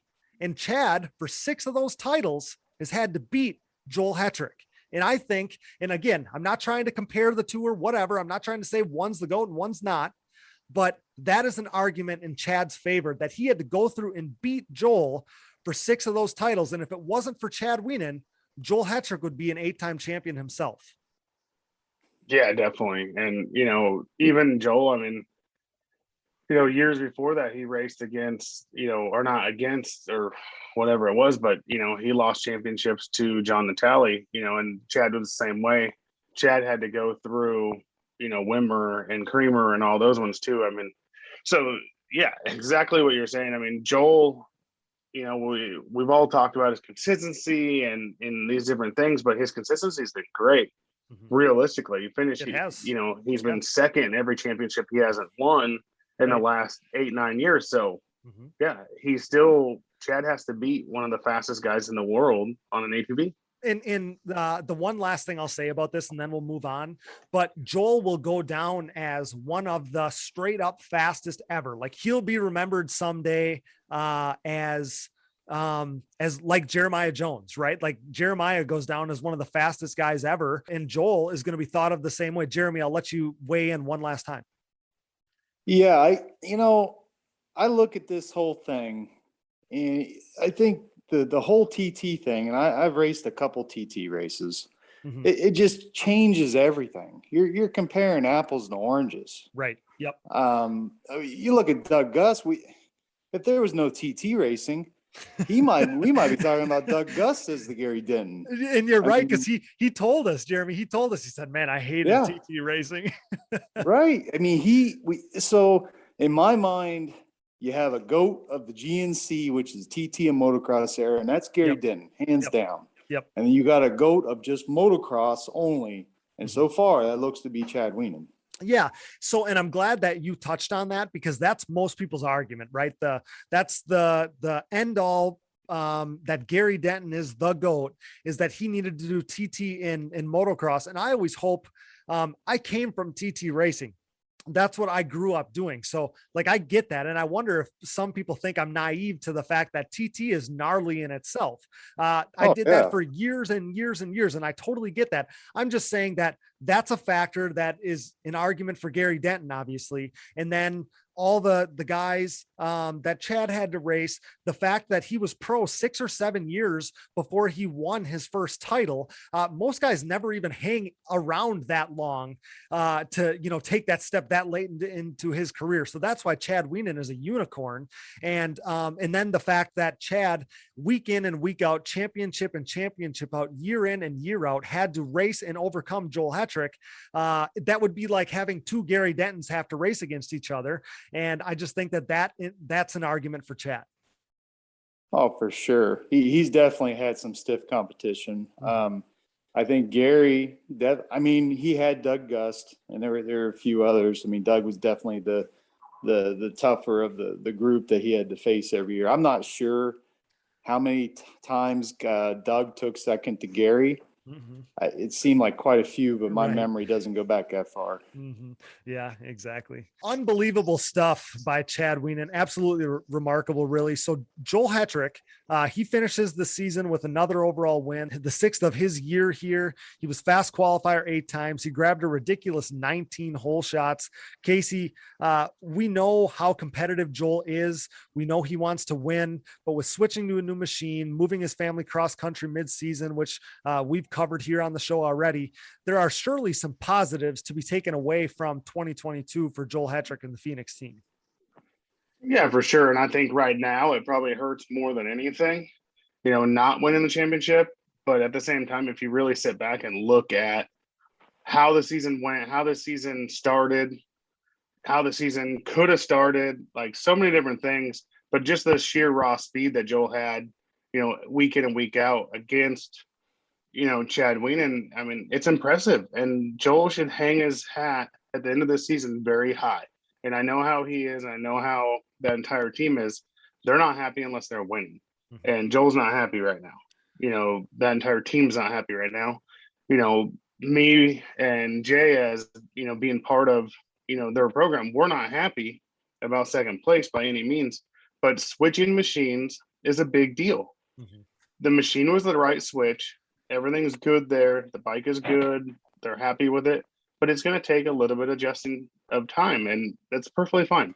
You got now a whole off season to test and develop some more stuff and be 100% ready to go for next year. Exactly. At times we saw the next level, the sixth gear that the Yamaha gave Joel. So we all know that he's going to come out swinging in 2022. I mean, he's going to be just as much a favorite to win this title as Chad is. Yeah. And, just as he was this year, just as Chad was this year, Right. And I think he's made some strategic moves in his personal life to put him in a position that he's closer to the shop. He gets to be more involved with the guys. It's easier to go testing. It's easier on his family. It's all these things that I've talked about on, some of these things that, Chad has it so good. It's because Chad's made those decisions. Chad's made the sacrifices or spent the money to have a house in Florida where his family's comfortable, so where he can go ride and test and do the things he needs to do. And then to have his own house and everything in Illinois where he can ride and test right outside of his backyard. So Joel's making those decisions. He's getting it together in that sense to where, his family can be comfortable. And let's face it, I mean, it's just like I had to run right now and get the family comfortable real quick so I can come back in here and finish, doing what I need to do here. That's what it's all about, and that's where Joel's going to be. So his head game is going to be 100%. And he's going to be a fierce competitor next year for Chad. Yeah, no doubt in my mind. I think you can basically lay it out like the sacrifices he made this year are hopefully going to pay dividends for him and his team next year, in the stuff he's situated in his personal life, like you said. So moving on from that, great ride for Joel Hetrick. Great way to finish the season there. Another great ride for Jeffrey Rastrelli in Moto2. He ran third for the essentially the entirety of this thing. Did you see any of that second moto, Jeremy? Yeah, I actually caught a little more of that moto. I think maybe, I don't know. I just got to a place where nobody could find me and I was able to watch some. But Jeffrey looked really good. Dude, I tell you what, he looked probably better in that second moto and we've seen a couple rides this year where he's turned it on. He's had some podiums, but I thought he looked super comfortable.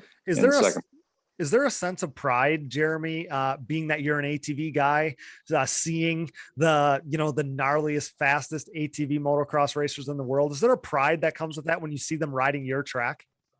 Oh, for sure. I was a little more starstruck in 14. I'm that sure. Was the first time. Yep. This time it was a little easier because I'd been to these races, other tracks, but I'm kind of developed some relationships with some of these guys and talked to them, and but it definitely I got goosebumps right when the first moto dropped. I'm not gonna lie, it was pretty cool. Yeah, as you should. Okay, so 5-3 moto finishes earned there for Jeffrey, fourth on the day, fourth on the season. I know he wanted the top three, but Jeffrey Rastrelli, the Jeffrey Rastrelli we know and love, was back in 2021. It was so great to see Jeffrey kind of get back to where we've seen him in years past. Casey, what do you have to say about him? I mean, man, he came up a tick short on that number 3 spot here at the end, but man, he made a valiant effort, and just overall, this season as a whole was a huge step in the right direction for Jeffrey Rastrelli. Yeah, without a doubt. And I think we're seeing a lot of the old Jeffrey Rastrelli. We're not seeing, fitness being a heavy undertaking on him as we've seen in the before. And I say fitness, but I know there's some underlying issues to what causing the fitness in the past. Yep. A lot of people don't remember he had a year where he had some really bad head injuries. He was struggling with Epstein-Barr virus, just a lot of different things. So he's overcome a lot in those years that let's say he had a podium dry spell. But I think Jeffrey rode really well this year. There's races where, qualifying wouldn't go well, and he'd come out in the motos and turn it up and be right up there in the mix. Always. Always. I think his veteranness, if that's even a word, paid off for him multiple times this year, even, racing with people. And, the word I always use is racecraft, like watching him race with some of the younger guys and out-sparting them is always kind of cool to watch, being that I've been involved with some of the older people or older racers in the pro class in the past. So, Yep. Hats off to Jeffrey. I know he really would have liked to have that third spot, but, it didn't happen. And there's always, next year, that's why we go racing. We don't know exactly what's going to happen. Absolutely. And so many of us love Jeffrey. I mean, how could you not? Like, he's just such a great dude. Randomly yesterday, mid-afternoon, I receive a text from Jeffrey saying, "Hey, thanks for all the nice stuff you say about me all year long on Digging Deep." And that's who Jeffrey is, right? Like, that's just a good old boy. He's awesome. Yeah. And I spoke to him earlier today, actually, before we got onto this show, or on this call, actually. And he was out working. So, it's back to the grind for him right now. Try to save up as much money as he can, between now and the first of the year, when he's got to start going hard at it again. So we can expect him back then in 2022. I asked him that question. I knew it was a question that was on here, and my answer to it was I wouldn't see why not. Yep. His answer was kind of, I don't have anything locked signed, but I wouldn't see why not. So I think that's the kind of forward plan moving forward, is to prepare for next year. Mm-hmm. Yeah, that's what I expected. I mean, a year ago at this time, he was over it, dude. We both know he had been through the ringer. I think that he just didn't know. Man, I don't even think he knew where to turn. And just so grateful that he got the opportunity to come back, because think about if that's how he ended his career. And now, I mean, he has such an awesome season. All indications are because he kept getting better, like his fitness and the stuff he was figuring out, obviously the new machine and new tires and everything like that. Like, he was getting better and better as the season went on. And I'm sure, he very well might feel like he wishes there was a few more races, because he was kind of hitting his stride. I think Jeffrey could even take another step in 2022, and I'd love to see it. So Nick Janusa, standout day for him. Third in Moto 1, shadowed Jeffrey and finished fourth in Moto 2, third overall on the day. Started and ended the season on the box, extended his streak of finishing the season top 5 in points, which he's done every year of his professional career now. That's just such a huge thing. That's why I say it all the time. I can't really believe it. I mean, every single year, top 5, that's incredible. What a way to end a really solid season for Nick Janusa. Casey, I know you're part of his, you're kind of part of his program a little bit now. Awesome year for him. Great way to end it. Yeah. And, Nick's been a pleasure to work with. I kind of jumped on board with him, about midway, almost at Walnut was the first race that I started doing some shock work for him right before we did. Never actually got to go and test with him. Like, we had kind of planned maybe doing a test before Unadilla. We didn't even really need to. He was, very happy right out of the box. First setup I did for him, he liked it. And it's been a pleasure to work with him. I mean, and his year, I mean, I know, his number score, where he ended up, that's not exactly where he wanted to end up. But like you've said, time and time again, every year that he's raced the pro class, he's been in the top 5 in points. And I think that's something to be said. I mean, injuries happen so much in this sport and so many different things and mechanical failures, but he always keeps putting himself back in there. And I think for him to end up on the podium a few times this year is really good. He wants to be on the podium every weekend. And I think that's something that he's going to strive for again for next year. Well, in last year, he found himself in a high 20 or 30 point hole with a few races left, and stepped up to the plate and got it done this year too. I mean, he had to make up some ground, and then he had to, kind of fend off a charge there at the end. And just to, like I said, just to do it every single year. Yes, we know he wanted to be third, but last year the class was stacked. This year, I think you could argue, was as stacked as we've seen it in a long, long time. So for him to continue to be up there, be in that mix, grab some more podiums, overall impressive year for him. So he should hold his head high for sure. Fifth in Moto 2, 5th overall on the day, but most importantly, 3rd overall on the season when the dust settled. Bryce Ford got it done. Jeremy, Casey, and I have talked about how impressive Bryce has been all season long, mending, collective maturity with that ridiculous speed that he has. What do you have to say, when it comes to Bryce Ford, now part of ATV Motocross's Big Three? Well, I think that was the goal for him, was to be top 3, with Thomas stepping away. And, yep. he seems like a very goal orientated racer. So it doesn't really surprise me. I'm very impressed with how much he's calm. I don't know if you call it calming down or staying cool under pressure or whatever you want to call it. He doesn't seem to get as rattled this year when things are kind of going the wrong way, and he's able to respond and get back up there. That's probably the most impressive thing I can take away from watching Bryce Ford race this year. Absolutely. The speed has never been in question. But doing the stuff you need to do when you have to do it, not always do you need to be the blistering fast guy. And I think that's some of the stuff that Bryce has been able to figure out this season, which was awesome to see. So huge thing. I mean, we know that all those guys were shooting for that top 3 spot, and Bryce got it done. So congrats to him. Casey, we spoke all off season about who would fill Thomas Brown's spot, that 3rd spot on the podium. I don't know if anybody really did. I mean, Bryce ended the season with 3 podiums. Jeffrey, Janusa, Max, and Wesley each got 2. Brandon Hogue grabbed 1 podium.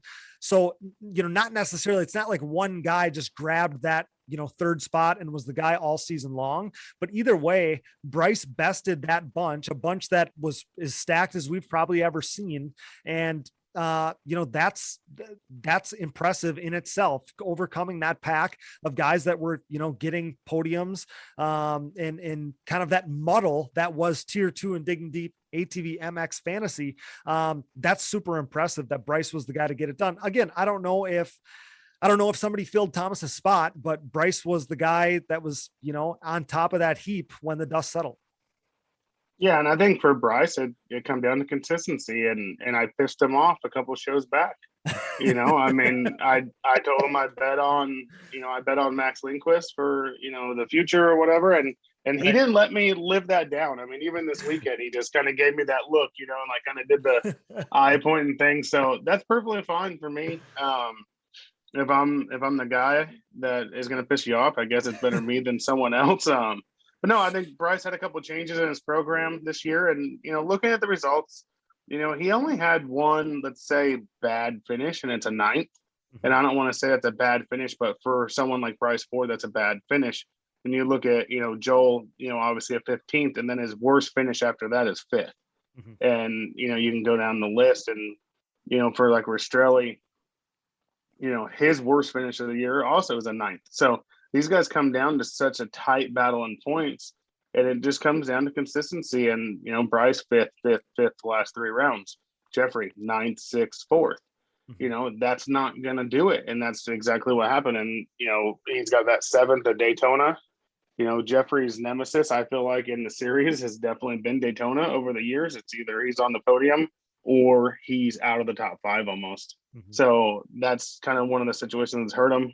Janusa, he had a couple mechanicals. So, but to go back to what you were saying exactly is, no, I don't feel like anyone has filled Thomas Brown's shoes. And I don't know that any one of these guys want to fill Thomas Brown's shoes. Right. They want to fill the position. And Bryce is the one that consistently put it together for the entire season and ended up 3rd. So hats off to Bryce. Congratulations. And you should be very proud of that, because that's a huge accomplishment. And continue to work on your goals and set your goals for 1st. And I think Bryce is one of those riders that can win races. And did I expect Bryce to win races this year? Absolutely not. If he did, I wouldn't be shocked. Like I think he truly has the speed to do it. It's just when you're racing against these 2 guys, it's a little bit tough right now. And I hope Bryce, Jeffrey, Janusa, Hogue, Max, all those guys are using all this as ammo that everyone thinks Joel and Chad are untouchable. At the same time, they're both human too. You can get up there and do it. And every one of those guys has the talent and the speed to be able to race and win races. Absolutely. I guess I just wanted to make sure we covered this enough, because everybody was shooting for that open spot that Thomas left behind. And like you said, everybody wanted to be that guy, and Bryce ended up being the guy to fill that 3rd spot. So credit to him. And yeah, the last thing I'll say about that is, maybe we expected some, like last season, there was kind of some really high highs and then some lows. There was, ups and downs with Bryce Ford, and that didn't happen this season. He was uber consistent and ended up being that 3rd place guy. That was the key. Okay. So we mentioned briefly Brandon Hogue there. What happened to him in Moto 2? He was running 6 for 3/4 of the way through that moto. Then he dropped to 9th, and that's where he ended up finishing. Does anybody know about that? Maybe you, Casey? I text Brandon about it this morning when I was prepping for this, and I said, "Hey, what happened in second moto? I didn't quite see exactly what had happened." He said, "My knee pad wrapped around," and this is quote from Brandon Hope, "My knee pad wrapped around my kill cord and pulled it out, and then I couldn't get it untangled from my knee pad." Oh my gosh. So How does that happen? Jeez. yeah, I don't really know. So I'm just going off of what I was told. Okay. And what happened there, because I didn't see, we couldn't tell. It just looked like he had come to a stop. And Brandon's just had some like weird goofy luck, in all honesty. I mean, the switch to the Yamaha was a great decision for him.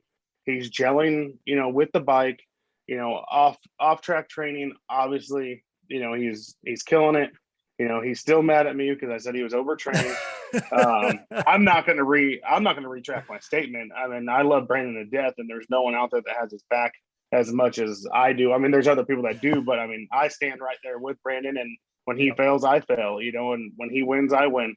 So it's not, I'm saying anything bad against him, but I'm not going to necessarily go back on what I said. But he had texted me about that, and he's like, "It's not that I'm overtrained." He's like, "I'm not getting to ride, and practice as much. I'm having some bike issues and stuff." So I'd say later in this year, his practice program is kind of taking a turn for the south a little bit. Okay. And Brandon takes care of a lot of that. I know the Fords helped him out, for the whole season.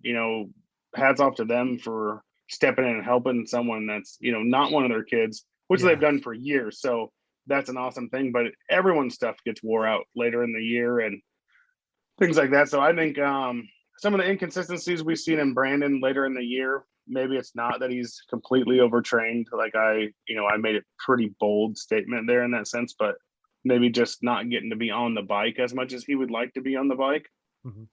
And just fluke things. I mean, it is what it is, but I think for sure the move to the YFZ for him, he was super excited about it. And I think it's a huge benefit for him. And I look forward to next season with him and, growing on that bike some more and getting his practice program on a YFZ. So he's riding the same thing he's racing and so on and so forth. Yeah. Credit to Fords, like you said. I mean, the Ford family helping competitors of their boys, something that they've always done, but that's huge. I mean, they support the sport so much. But yeah, I mean, I'm bummed for Brandon, 6'9" on the day, 8th overall. Brandon isn't happy with that or finishing 6th in points. Yeah, like you said, he didn't like that you said he was overtrained, Casey. But what does Brandon have to do to contend for more than just one podium next season? We know he's got the speed. I mean, he was 3rd fastest in qualifying. I'm assuming, and what you're going to say is, there was change mid-season with his program and going to the Yamaha and stuff. If he's going to stay on the Yamaha, he needs Yamaha practice bikes. So, I mean, that's such a big thing. We've been covering it on these shows, but you can't practice on one machine and race the other. I'm assuming if he can just kind of figure out all that stuff with his program and get it all the same, I would assume that that's going to be the extra gear that he needs to grab, but the speed's already there. Like I said, he was 3rd fastest in qualifying. Yeah. I mean, and the only thing I could say is that could be affected him a little bit is riding one and the other, but he definitely has made the choice that he wants to ride the YFZ, on the weekends and stuff like that. So it's definitely the right choice for him. I strongly believe in that. I know Brandon does too. But yeah, it's exactly what you said. Getting his practice program to where, he's got, a stalker to ride and beat on and, a resembled race bike to where he can ride that and practice on that a couple of days before the race. So when he's going into the race, he feels 100% confident. He's not going from one machine to the other. Exactly. How about this guy, Cody Ford, 6th overall with 2 strong moto finishes, 8th and 7th. This was his 9th consecutive top 10 finish, best overall finish since his unforgettable podium finish at Sunset Ridge in 2019. What a day for Cody Ford, Casey. Clinched top 10 in points as well. Yeah, Cody's had a stellar year. I mean, looking at the points and looking at the consistency in him, I mean, he's one of the most consistent guys out there right now. Between him and Logan Stanfield, I mean, these guys are just clicking them off. I mean, it's, constant. ninth, eighth, ninth, 10th, eighth, ninth, and Logan's the same way. So Cody's come around, good. I mean, and to end up, what'd you say? He was 5th overall this weekend, or sixth overall? Sixth overall. Sixth overall. Yep. I'm reading this thing wrong. Yeah, 6th overall here. So yeah, Cody's had a good year, and I think Cody should hold his head high. I think he's grown as a racer, over last year. And did he get on the podium this year? No. Did he last year? Yes. But the next weekend was a 13th or a 14th. This week, this year, he's just clicking off good, consistent finishes. Yeah, a credit to him, because he normalized finishing, 7th, 8th, 9th this season, 6th this weekend. But last season he was nowhere near that. I think he ended up 13th in points. So huge credit to him. He took a major step forward. This isn't official. We'll have to break down, the numbers before we award a Digging Deep Most Improved Pro award. But I've been thinking for a while that Cody Ford would possibly and probably get my vote. This ride might have clinched it, honestly. Jeremy, who would you award your vote for Most Improved Pro if I asked you that question? Of the list you sent over the questions, I spent the most time on this question because at first on the surface, I thought like you, I thought, wow, Cody Ford looks faster, more consistent, almost all top 10s, I think, except for maybe the first round. Daytona. Yep, exactly. Yep. Yeah. He just looks like the most improved guy. And I started looking at other racers. I looked at Logan Stanfield. He's almost like quietly in the same mold. He's there. Yeah. I think he had mostly top 10 finishes all year, and he finished 8th. Well, I was going to say, I mean, he seemed like he was 8th every weekend. You could just pencil him in there. He was 8th. Yep. So I'm kind of, I like Cody. I don't know Logan that well. But man, I started to struggle looking at those two. And then if you really want to go kind of out there, which is, I think, kind of a Hail Mary, you got Rastrelli, who had a terrible year last year, but look how improved he is this year. So yeah, do you go by how high they've been or just last year versus this year? No, you're right. I mean, we've seen, that's the thing with Logan. We saw him get a top 5 overall last year in Virginia. We obviously have seen Jeffrey run 2nd and 3rd in the past, but yes, like if you're just going strictly off of last season, I mean, Jeffrey, he's probably the slam dunk most improved guy. Yeah. And then then the other guy that obviously needs to be part of this conversation is Wesley Wolf. For sure. Because I mean, he was the guy that I think was probably at the top of most people's lists, and then he goes out hurt and everything changes a little bit. But I don't want to let him being out these last 2 events overshadow the fact that, man, did he take a step this season.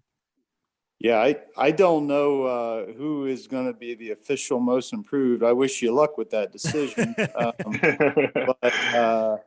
I think just watching them race, I'd almost have to stick with Cody. Not that none of the others are deserving. They're all great racers. Yep. But he just kind of sticks out as when I watch him, he's smoother and faster and more consistent than I think he was the last couple seasons, even though I think he finished 9th in 2019. Yeah. Yep.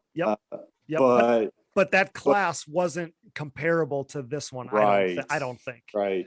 Yeah. I just think that comparing him to himself, he looks the most improved by the eyeball. Yep, I think so too. So great job for Cody Ford. I mean, to end, there's nothing better than ending the season on a high like that. So that's a great thing for him. Great job for Michael Allred Michael Allred as well. We touched on him a little bit for that first moto. He ran 3rd for a little bit early in the day, ended up finishing 7-8 for 7th overall, which, he got that 6th overall at Unadilla, 7th overall here. Awesome for him. What a day for Michael Allred. Casey, we'll get into it a little bit later, but he arguably even had a better day on Sunday. But 7th overall is great for Michael Allred. I mean, that was a hell of a ride. Yeah, and like I said earlier, technically he tied for 6th overall. Yeah. I think Cody had the better second moto, so he ended up getting the nod for 6 overall. But no, I mean, Michael's made strides this year. He's had an up and down season sort of, but still at the same time pretty consistent. And it's on the same place to end the season where he did. I mean, that just gives you all the motivation to do what he's doing, going to work, raising having a family and working his butt off, and to come back, with his second best of the season. He was a 6th at Unadilla and a 7th here. So I think that's got him right there. He's only a few points out of, say, the top 10 in his rookie season. So I think that's impressive. And I think Michael has a lot, at the same time, a lot of motivation going into next year. That entire team, Chris Hunt, Huntscape's crew, having Thomas in his corner, I think is a big benefit for him. And teaching him this racecraft that I speak about all the time, the elusive racecraft that you have to be up there. And then, obviously we'll talk about his Sunday here in a little bit. Mm-hmm. Yeah. I mean, again, credit to him. Like you said, we've called him the working class hero, just to go out there and to run with the guys that he's running with. He was in a tier, talking about fantasy stuff. He was in a tier with Cody Ford, who was awesome this year, and Logan Stanfield, who was awesome this year. And Michael very much so held his own. He tied for the lead in that tier this weekend. So awesome job for him. And like you said, I mean, he's got a bunch of momentum going in next season. So Logan Stanfield as well. We just talked about him a little bit. He was involved in that tangle early in Moto 1. Then I believe he flipped again, lost his seat, and still he overcame that for a top 10 in Moto 1. Killer ride in the second Moto, 6th for him in that Moto 2 there. He ended up 9th overall, 8th on the season. But Casey, he probably ended the season with his best Moto of the year. That's 6th. Very much felt like the 5th he got in Virginia last year. So to end the season, I mean, Logan Stanfield, like I said, probably ended his season with the best moto of the year. Yeah. And even though, his box score in the first moto wasn't fantastic, to go through what he went through and then finish the moto still charging was impressive. And I went and talked to him. I'm like, dude, that was rough. And he was kind of like, not even rattled. I was just like, it looked painful from my perspective of watching him go through so many different ups and downs in that moto and still come out with a decent finish, and then to bounce back and ride the way he did in the second moto. I was overjoyed for him. I think, a lot of guys ended the season on a very high note. Some of their best finishes that they've had this year, some didn't, so on and so forth. But, Logan's going to Logan, and he gets just this little edge, and we see little flashes of it here and there. And that's what we've seen in the second moto this weekend was, Logan rode completely different than I've seen him ride most of the year this year. And Virginia was kind of one of those things, but it comes down to getting a good start. Mm-hmm. Logan got an excellent start in the second moto, put himself in position and went out and pushed himself. And I don't want to say rode over his head by any means, because we all know Logan, he's not going to ride over his head. Right. But he pushed the envelope a little bit more than he has in the past with a good start, and look at the result. Exactly. And such a good kid. I mean, I love that dude. So kid you want to cheer for, a guy you want to cheer for, I should say. Just an awesome dude. So great job to him. Awesome 8th place finish on the season, but 6th in that second moto. It was 9th overall on the weekend, but awesome second moto, awesome first moto too, with everything he overcame. So great job to Logan Stanfield. Welcome. Speaking of guys that ended the season on a high note, welcome to the top 10 rookie Vince Merman. The Ohio native shined on his local track there, grabbing the first top 10 finish of his young career. Jeremy, he's a local guy to you guys. Stoked that he made it happen there on home soil, grabbing his first top 10 finish of his career. Were you stoked to see that happen for Vince? Oh, for sure. I sent him a message either that night or the next day. Yeah, I was super pumped for him. And I do recall through each moto catching glimpses of him and thinking, man, he's doing pretty well. Yeah. No, super awesome. Happy for Vince. He's definitely put in the work this year. And I think it's well deserved. Yeah, he seems like a really good guy. So I was stoked to see him. I mean, he was a guy that a lot of us picked in fantasy. He paid off in a major way for my fantasy team at Briarcliff. Speaking of Digging Deep ATVMX Fantasy, not only did Chad Wienen get crowned on Saturday, but we crowned a champion of the first ever ATV Fantasy League. Let's get our champion on here to chat about it. All right, guys, it's my pleasure to introduce, brought to you by our friends at Launderville Steel Enterprises and Concrete Supply, specializing in all your steel, aluminum, and stainless steel needs, headlined by their 4130 chromoly tubing and plate. Visit laundervillesteel.com today. Our first ever Digging Deep ATVMX Fantasy League champion, Mr. Aaron Bates. Dude, welcome to Digging Deep. First of all, congrats. You slayed it, man. You're the champ, the first ever ATV Fantasy champ. Congrats. Thanks, Cody. It's an honor to be here, man. So first of all, thanks so much for playing it. I think it made the 2021 season so much, more fun than it would have been previously. So final numbers were 201 people played the game with us. And at the start of the season, we were selling it as, prove that ATV motocross better than the rest. And Aaron, you proved, the sport better than the rest of us, I guess. How does it feel? And that's not true. It was just a lot of guessing, but it turned out good. Yeah, man, you killed it. So, and we've been saying on these episodes, like, they've been super, super hard to predict. I mean, that's why, like, it was crazy. I think I've probably said this on the show as well, but I was worried that there would be no parity. Like everybody would, know what was going to happen and pick the same team every week. And it was going to be super predictable. And that wasn't the case at all. We had a couple rounds where, there was, 5 guys that tied for the event win. I think we had one that was even bigger than that, maybe, 7 or 8 or whatever. But down the stretch here, at least at the last 2 races, there was only one sole guy that, that took the event win at these things. And there was multiple races where like the perfect lineup was never even achieved. Like there was people winning without the perfect lineup. So I was just stoked on the way it played out, but man, you had something down because you're the guy standing on the mountaintop at the end of this thing. It was, man, tier 2. That's just a toss up. It was, Right. It was literally just who had a fastest qualifying time and who you thought was going to be reliable at the end of it, because that changed so much. And I think one of the big turns was going into Sunset being Joel's track and Chad pulling the fastest qualifying time. And one of my buddies, Jason, was like, dude, if Chad's got the fastest qualifying time, you got to take Chad. And then it ended up, and I think that's when I got up into the top 5, maybe. Okay. And then after that, I mean, Joel and Chad's just a toss up of who was going to be there, but tier 2 was, that was tough. Right? Yeah. Killer, right. That grouping, from, 3rd to 7th or 8th or whatever, so hard to pick. And I was going to ask you about that. So for me, I tried to like really not think about qualifying that much because you got guys, that don't necessarily qualify that good, but they're always going to be up in the mix. I mean, Jeffrey is one of the guys that comes to mind. Wesley at times might not qualify as well as they're going to race. I was going to ask you about that strategy, like how much you went on, on qualifying times, or if it was just like, because for me, like, and I do the same thing with fantasy football.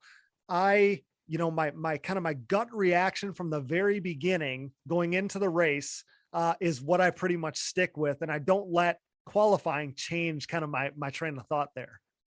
I usually pick my lineup kind of Wednesday, Thursday, and then I'd get up on Saturday and watch qualifying and kind of go from there and make changes from there. But I mean, it's kind of hard in tier 2 because Bryce always had fastest qualifier. And yeah, it's hard to look past that because you got Jeffrey and Wesley and Hogue and all them behind him that, I mean, one little mess up changes that whole tier. Exactly. Down the stretch here, actually at Loretta's and Briarcliff both, I was riding Brandon Hogue, and I love Brandon. I mean, I've probably as close with Brandon as any of those guys. But man, he didn't pay off for me in fantasy terms. He was looking so good at Loretta's. running third in that whole first moto until the very end. And I'm like, man, like I'm sitting on the gate thinking I'm killing it in fantasy this week. And that's when things took a little turn for the worst. But, honestly, pal, I'm glad that you won, because of all the 201 people playing this thing, my parents ended up tying for second and I finished third. So my biggest fear was people were going to think this thing was rigged. So I guess thanks for getting the job done. Well, you told me that y'all all sit around the dinner table talking about it. Well, did you send me a message about that it looked a little fishy, like jokingly or whatever? Yeah, I did send you a message saying, man, all the Jansons are in the top 5. Right. You're like, yeah, my mom was going to tell me that it was all rigged. Well, and that's the thing. Like, I feel like you can tell that, we talk about it. We have similar opinions on, these riders. We break it all down together. So it is funny. Like they literally tied, and they don't take the same picks. Cause my mom was behind me going into this race. I think actually I was second. I think I might've been ahead of both of them. And, I was really swinging for the fences. I knew, if I could, make a bunch of points up with Brandon, maybe I could, come up and battle you for the win with this thing. But yeah, it didn't work out for me. But Brooke told me, my girlfriend, she said, well, if anybody thinks it's rigged, then, why do you think I'm in 60 something or whatever? So, kind of funny.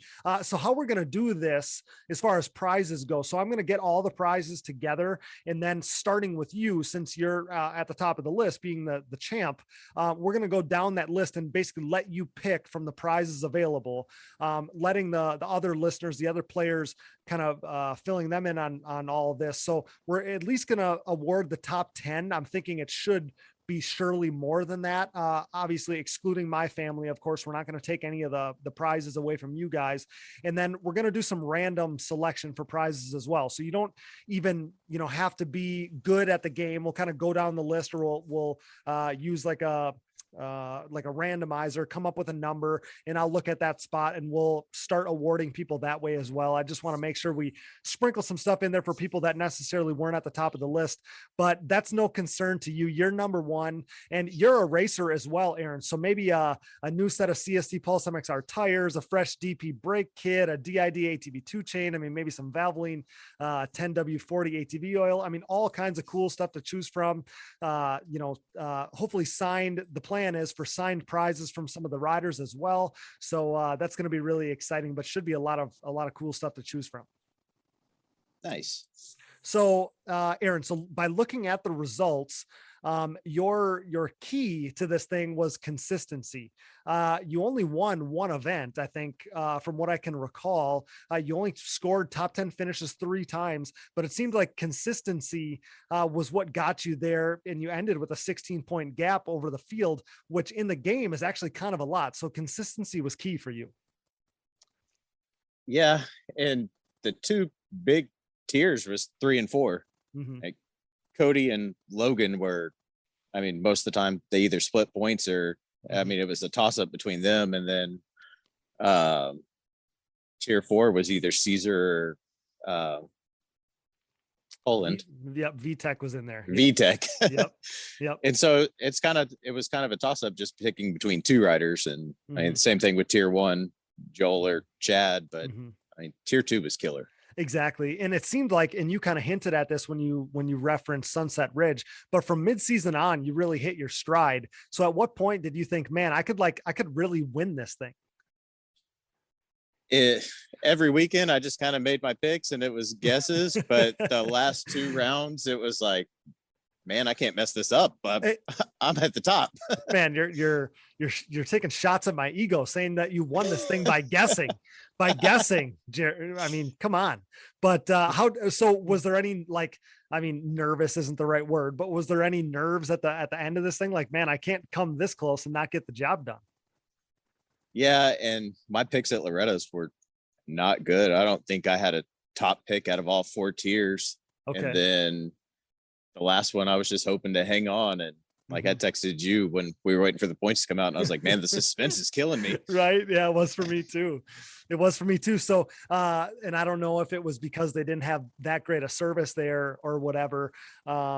But I was waiting for them to update, the points or whatever, just, give us the points breakdown, and it didn't come on Saturday night. So I finally, when you and I were messaging each other, I'm like, okay, like I'm going to do the math by hand. I'll figure out all the points. We'll plug it into the game, because I couldn't wait anymore either. But at Briarcliff, you scored one of, if not your highest points output of the year. You killed it there. So take me through your strategy, because it's not like you picked the same riders every weekend. You were actually like really evenly split. You picked Chad 5 times and Joel 5 times. In tier 2, you picked Bryce 3 times, Hogue, Wolf, and Janusa twice. And then Max and Jeffrey, you each picked once. And I actually think when you picked Max, I think he was actually in tier 3. Stanfield, you picked 5 times. Cody Ford, you picked 4 times. So that was really a toss up, like you said, in tier 3. And then Caesar was the one guy that you picked a bunch. 6 times you chose him. You rode Caesar like so many of us did, but you were really unbiased with your team. So did that, so I guess, did you make your decision basically like on the tracks you thought riders were going to strive on, or how did you determine your teams? Take me through the strategy a little bit there. I mean, listening to the podcast every week and what y'all kind of helped predict and who was going to be stronger at different tracks. And then and mainly watching qualifiers is, okay. I mean, it was still unpredictable. I mean, yeah, tier 2, anything could happen. I mean, Max threw a wrench in everything with winning 2 races. Right. And congratulations to him. But I mean, he threw a wrench in everything. Wesley, I took when it was supposed to be a mud race, thinking GNCC background was going to come back and help him, and ended up not being as much as a mud race as we all thought it was going to be. And just kind of conditions and qualifying. Yeah, it was interesting always, like every week, I can see the analytics on how many people, chose, each rider. And I think, Sunset Ridge might've been the one where, Chad got close to Joel on how many people were picking him. But I mean, no surprise, because so many people love Joel, but Joel was like the most picked rider in the game. Caesar got picked a ton. I mean, I think that he was like, if not excluding Joel, put it this way, excluding Joel, Caesar was probably the most picked guy, and Stanfield was at times too. But listening to you there, we got to take some notes, because you absolutely slayed it. You beat a lot of us who think we know what we're talking about, from, current pros like Michael Allred and Bryce Ford. I think Michael actually finished in the top 10 as well. And I was wondering if he picked himself every week, but past pros like Brett Musig and myself, industry insiders like Casey Greek and Ian Harris from SSI, and so many others. You outsmarted all of us. Now, your buddy Jared Hunt messaged us, and he hinted at the fact that you may have had an advisory board to help you with your selections, huh? Yeah, him and our other buddy Jason. Jason was the one that gave me the strategy of Chad's faster in qualifier, you can't bet against him. Okay. They did have a lot of input. Most of the times we had a lot of the picks and that were all the same, but a lot of the times we were on different spectrums of the board, and I guess it paid out better for me. So he's just wanting some credit. That's what's going on here. That's exactly what he wants. Well, you got the throne now, pal. You got the throne. The throne's all yours in 2021. But many of us are going to be coming for that crown in 2022. Last question for you, pal. How much more fun did Digging Deep ATVMX Fantasy make your fan experience this season? Because even for me, I mean, I'm obviously part of this thing. We helped, we put it together. But man, it just made watching the racing go down. It was so much more fun with the fantasy thing going on. Yeah, like you said, when you started this, you wanted more recognition for, not 1 and 2 or the top 5. And exactly, there was times, I think it was Logan did the live feed of High Point, and Jared was over at my house too. And we're sitting on the couch watching the race and yelling for Cody and Caesar and everybody else to go, while Joel and Chad just kind of checked out. So it brought a lot of recognition to everybody else in the field except, 1 and 2. No, I agree 100%. I mean, they're being at the races, at the track for these things. I'd find myself watching the middle of the pack when in years past, like literally watching the middle of the pack more than anywhere else. And in years past, obviously you're watching the front two guys. So yes, like that was a huge motivator, was trying to give those guys some more exposure. I really do think that we authentically did that, but just in general, like trying to pick, people play fantasy football or fantasy other sports because, you want to try to predict, like that's just kind of the fun part of it. And I hope that you guys, I hope everybody had a little more fun this year with the fantasy thing, kind of being involved with this whole sport. No, it's been awesome. And it's going to be interesting to see next year, because 3 through 7 is unbelievable. Right. Well, congrats again on the championship, pal. You have a bunch of cool awards and prizes coming your way. Thanks again for playing along with us. Thanks to everyone who played ATV Fantasy. I think, like you touched on, I mean, next year is going to be awesome. I think it's going to double in size or more next season. I had so many people say to me, man, I'm bummed that I didn't get in on it at the beginning of the year. I'm not going to miss it next year. So many. So I think it's going to be huge next year. It's going to make it that much more competitive. It's going to make it that much more fun. And I think it's going to be a really good time. But just know, pal, I'm coming for you in 2022. It's on. All right, we'll bring it. And hopefully we get a lot more people involved in it. That'd be great. Yeah, it's going to be a lot of fun. Thanks so much, pal. Congrats again. That's Aaron Bates, our inaugural Digging Deep ATVMX Fantasy Season champion, brought to you by Lauderdale Steel Enterprises and Concrete Supply. Congrats, pal. We'll be in touch soon. Okay. Thanks, Cody. As the #1 podcast in ATV racing, it's only right that we partner with the industry leaders in suspension tuning. Insert Impact Solutions. Impact Solutions is a full-service ATV and side-by-side suspension center specializing in the revalving and service of your motocross and off-road suspension. With over 25 years of elite-level knowledge, experience, and testing with riders of all ages and ability levels, Casey Greek, Jay Goebel, and the Impact crew strive to exceed clients' expectations for service and setup. Impact Solutions is the official Elka Suspension Service Center of the United States, offering unmatched product knowledge and experience. Whether you're in need of service, parts, warranty, sales, or technical support, Impact Solutions has you covered. Head over to impactsolutionsatv.com or give them a call today. We interrupt this program for a special news bulletin. The following message is brought to you by Manscaped.com. The Manscaped engineering team has outdone themselves this time, creating the Lawnmower 4.0 trimmer, now available for purchase in the US and Canada. Join over 2 million men worldwide who trust Manscaped, an official sponsor of the Digging Deep ATVMX podcast, with this exclusive offer of 20% off and free worldwide shipping with code DiggingDeep20 at Manscaped.com. I'm one of the first people to try the new 4.0 and I am blown away. This thing is next level. What sets this trimmer apart from all the rest? The Lawnmower 4.0 gives you the ability to turn the LED spotlight on and off when needed for a more precise shave. It features a new multi-functioning on-off switch with travel lock for those of us who like to travel. And my favorite, the new trimmer allows you to customize your trim with 4 different guard lengths, an upgrade from its predecessor that only featured 2.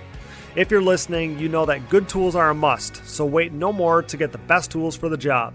Get 20% off and free shipping with code DiggingDeep20 at Manscaped.com. That's 20% off with free shipping at Manscaped.com by using code DiggingDeep20.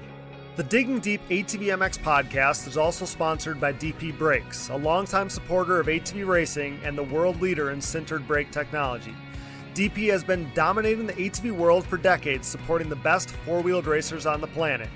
2021's impressive lineup includes Joel Hetrick and Jeffrey Rastrelli of the Phoenix Racing Team, myself, Cody Jansen, and my back-to-back national championships, Baldwin Motorsports, Ford Brothers Racing, Nick Janusa, Wesley Wolf, and many more, including all of the top 14 GNCC Series pros, led by the champ Walker Fowler, Bryson Neal, Cole Richardson, Jared McClure, and Chris Borich. These top riders continue to appreciate the high performance and impressive durability that their DP brakes have to offer, products that ultimately help place them on the top of the podium. Available at www.dp-brakes.com. Purchase at your local dealer or message the show for their contact info today. What are you waiting for? Join the best ATV riders in the world on DP Brakes. 15 years into the brand's existence, Factory 43 is back with us and continuing to make huge waves in the ATV world. For the second consecutive season, Factory 43 is the official aluminum parts choice of the Phoenix Racing ATV team, providing their state-of-the-art Evo Nerf bars, MX-style front bumpers, and grab bars for some of the fastest riders on the planet. If you're in the market to upgrade your Nerf bars, bumpers, or grab bars, head over to factory43atv.com to see their full line of products available for all makes and models. Want to be just like Joel Hetrick and Jeffrey Rastrelli riding with Factory 43's industry-leading products? Head over to factory43atv.com today. All right, finishing up here with Casey Greek and Jeremy Osborn on the Digging Deep ATVMX podcast, Briarcliff review and season wrap-up show. We just heard from our Digging Deep ATVMX Fantasy winner there. We've been talking a little Digging Deep ATVMX Fantasy, and one rider that was a fantasy darling all season long was Cesar Jimenez. He was by far the most picked guy in Tier 4 this season. He was one of the most picked riders in all of the game, week in and week out. He started the day at Briarcliff super strong, ran inside the top 5 early, eventually finished 9th in Moto 1, which was super solid, but he suffered a mechanical, I believe, in Moto 2. So 11th on the day, 12th on the year is how it would end up for Cesar. But honestly, I was really impressed by him all season long, guys. Casey, I'll have you weigh in first, because I believe you work with that program a little bit. Yeah, Cesar had a good year. I think he was struggling from, I don't know if it was health issues or what exactly was going on. I know Timmy had told me. And, but it's still a good year. He was competitive all season long and put himself in positions over and over again. And I think we've seen some good speed out of him this weekend, with running the top 5 for quite a while there. And I think that's good. And every time you get those little tastes of running in that top 5, it's only going to make you a better rider. And so I think Cesar really needed that. Absolutely. Jeremy, so with Cesar, we can get your opinion on him, but just behind him in points as well was Vitek Nakeniak, the likable Polish rider. And the reason why I say that is because you had shot me a message saying, that it just made your heart happy or whatever to see a Polish rider like Vitek Nakeniak riding your track. He had a solid season as well. I think he went down and I believe he broke his leg. Don't quote me on that, but I believe he broke his leg. But yeah, I mean, Vitek was impressive, I thought, as was Cesar, but Cesar's been around, both guys that, aren't native to the US here. Cesar's been around a little bit more. Vitek kind of just comes over here and gets thrust into this thing, and he really held his own. But you said, Jeremy, that made your heart happy to see some of these guys on the racetrack, some guys that have traveled the world, and they find themselves right at your own track, right in your backyard at Briarcliff. Right. And Vitek, I think everybody kind of knows he traveled around and stayed different places this year in between rounds. And we had him over here the week after Loretta's, and I got to know him, and he's just a super cool kid. Really bummed me out when he got hurt. I thought that was kind of bad luck. Unfortunate. I'm not 100% sure what happened. I know where it happened. It kind of bummed me out to see Vitek crash and go down, but super nice kid. I hope he can come back over next season. I hope so too. He was a great addition to the series, and he was really stepping up. He was kind of on a hot streak here at the end. He had a really good result at Loretta's. Was really hoping. I mean, a lot of people picked him in fantasy as well here this past weekend. So hate that it ended there. Prayers for Vitek, of course. But yeah, great job to both of those guys. Shout out to 45-year-old Marshall Smith. He earned his career best finish, 12th to cap his rookie season. Zach Harris ended up 13th. Shout out to him. Jacob Stevens, he made his pro debut and finished 14th. Shout out to him. And then at the bottom of our results sheet was the injured riders, Vitek and Max Lindquist. So a couple things I want to tie up with our pro class coverage before we move on and get out of here. So as I was prepping for this, I listened back to our season preview show from back in March. And honestly, I was pretty impressed with how close we were on some of our predictions. Most notably me, shout out to me, accurately predicting Chad Wienen winning the title and clinching the record. But also, Casey, you definitely, you deserve some credit here because you were very definitive. We've been talking about it all season, but when I listened back, you were very definitive stating that Max Lindquist would podium at Redbud. And now obviously we know that was spot on. So shout out to you and shout out to, being pretty close on a lot of the predictions that we had going in. Yeah, for sure. And I think it's tough with so many things between injuries and everything else. And, Max was sort of an easy pick. I don't remember who I picked would end up third. Obviously, I'm going to go with Joel winning the championship every time. It's kind of, part of my job in one sense, but obviously I got a big involvement there. But no, I mean, it was. I mean, watching it, and I knew Jeffrey was going to rebound this year, and Jeffrey was impressive, and I think that's kind of where it's at. Would have liked to see, where Wesley would have ended up. I'm gutted for him. Talking about most improved rider, I kind of threw Jeffrey and Wesley out there. For me, and I'm luckily I don't have to be in your position to make this pick, just as Jeremy said. But for me, it's off of last year. It's not off of your entire career, because we could go back to exactly. So many of these guys that have had a really bad year and then rebounded, improved wise, consistency wise, all that kind of stuff. I think for me, and it's not taking anything away because I believe wholeheartedly what you guys both said about Logan and Cody Ford. For me, it's a Rastrelli Wesley Wolf toss up right now. Even though Wesley's results on paper now, because he's missed the last couple of rounds, isn't any better than he was last season. But Jeffrey was like 10th last season. Yeah. And he's 4th this year with, 2 podiums. And I think that's good. But again, it's your decision to make. So I stand behind you on whatever decision you make there for sure. And like Jeremy said, good luck. Yeah, it sucks to be in that position. Last year was pretty easy. We were able to do it by points. Wes Lewis was clearly the guy. So with yes, like there's so many arguments. Wesley, the argument with Wesley, and yes, like Jeffrey was, he was out like back of the top 10 guy last year at times. But this year he was up in the mix every weekend. Wesley went from never having podiumed to getting 2 podiums this year on an abbreviated schedule because he missed the last 2 races. Plus, it just seemed like he was always in the mix. He had a number of fourth in motos and being up there.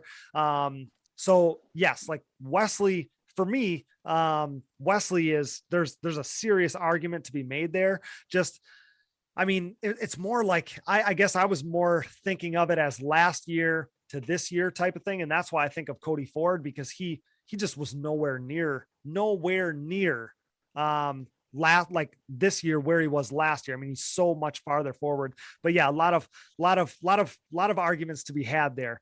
Last topic to mull over, and I'm sure this will get a bunch of pub this off season. The reason why I want to throw it out there is because this is very much in line with what we're saying here. But remember when we were considering who would fill that Thomas Brown spot as the regular podium guy, as the guy that could push the top 2, again, like we didn't necessarily see that, not a podium guy each and every weekend, not a guy that was able to push the top 2 necessarily.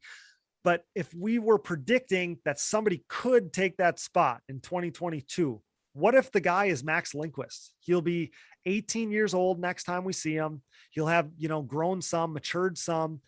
And I just think that he's going to be a monster because his consistency, his fitness. At 17, the way he looked like a veteran, I'm sure another youngster, Bryce Ford, he's obviously going to have something to say about this, but what do you guys think? I think that, man, like if there was Vegas odds on this, Bryce might be the favorite. If you're trying to predict the guy that might end up being the most podium regular, I think Max could very well be the guy. Jeremy, you go ahead and answer this and get yourself in trouble because I've already been there. Well, I think as long as nobody puts him on a T-shirt and jinxes him for each weekend, he's got a pretty good shot. Any of those guys, I don't think there's going to be another Thomas Brown type character. I think we're going to see different guys. I could very easily see each of them getting a couple podiums each year. So like this year then, like very similar to this year, like it's just a dogfight. Yeah. They are so competitive. And I think the hope is that they'll somehow go up a couple levels and mix it up with Chad and Joel occasionally, not because I don't want to see anything bad for those guys, but we want great racing. Yeah. And it would make it very interesting for the title if you had, some of these guys getting podiums to, get up into that second spot once in a while and just kind of mix it up. For sure. This season was so much fun because it was so hard to predict. Each and every weekend, you had no idea who was going to grab that podium spot, even the winners. I mean, it was hard to predict the winners at times, with Chad getting some wins that were maybe unexpected or whatever. But yeah, like it was, the fact that it was unpredictable made it so much fun. So we don't want a Thomas Brown that's going to finish third every weekend. We don't want that. No, we actually owe Thomas for bowing out so we could have some Right. more interesting racing. There you go. Yeah, there you go. But yeah, you're right. It very well could just be that we're going to see guys very much like this year. It's just going to be a dogfight for that third spot. And like you said, Jeremy, hopefully, that gnarly pack is just going to push them that much closer to the top too. So that wraps up our pro class coverage. Go ahead. Hold on. We got to give Jeremy a round of applause for keeping himself out of trouble, because I'm definitely not smart enough to do that. I'm impressed with that right there. As a promoter for roughly 16, 17 years, you got to learn to walk the line a little bit. The politically correct take. I just come out swinging when I get on here. I'm just like, whatever. You're either going to use it as ammo or you're going to be mad at me, but one way or another, we're going to say what we feel.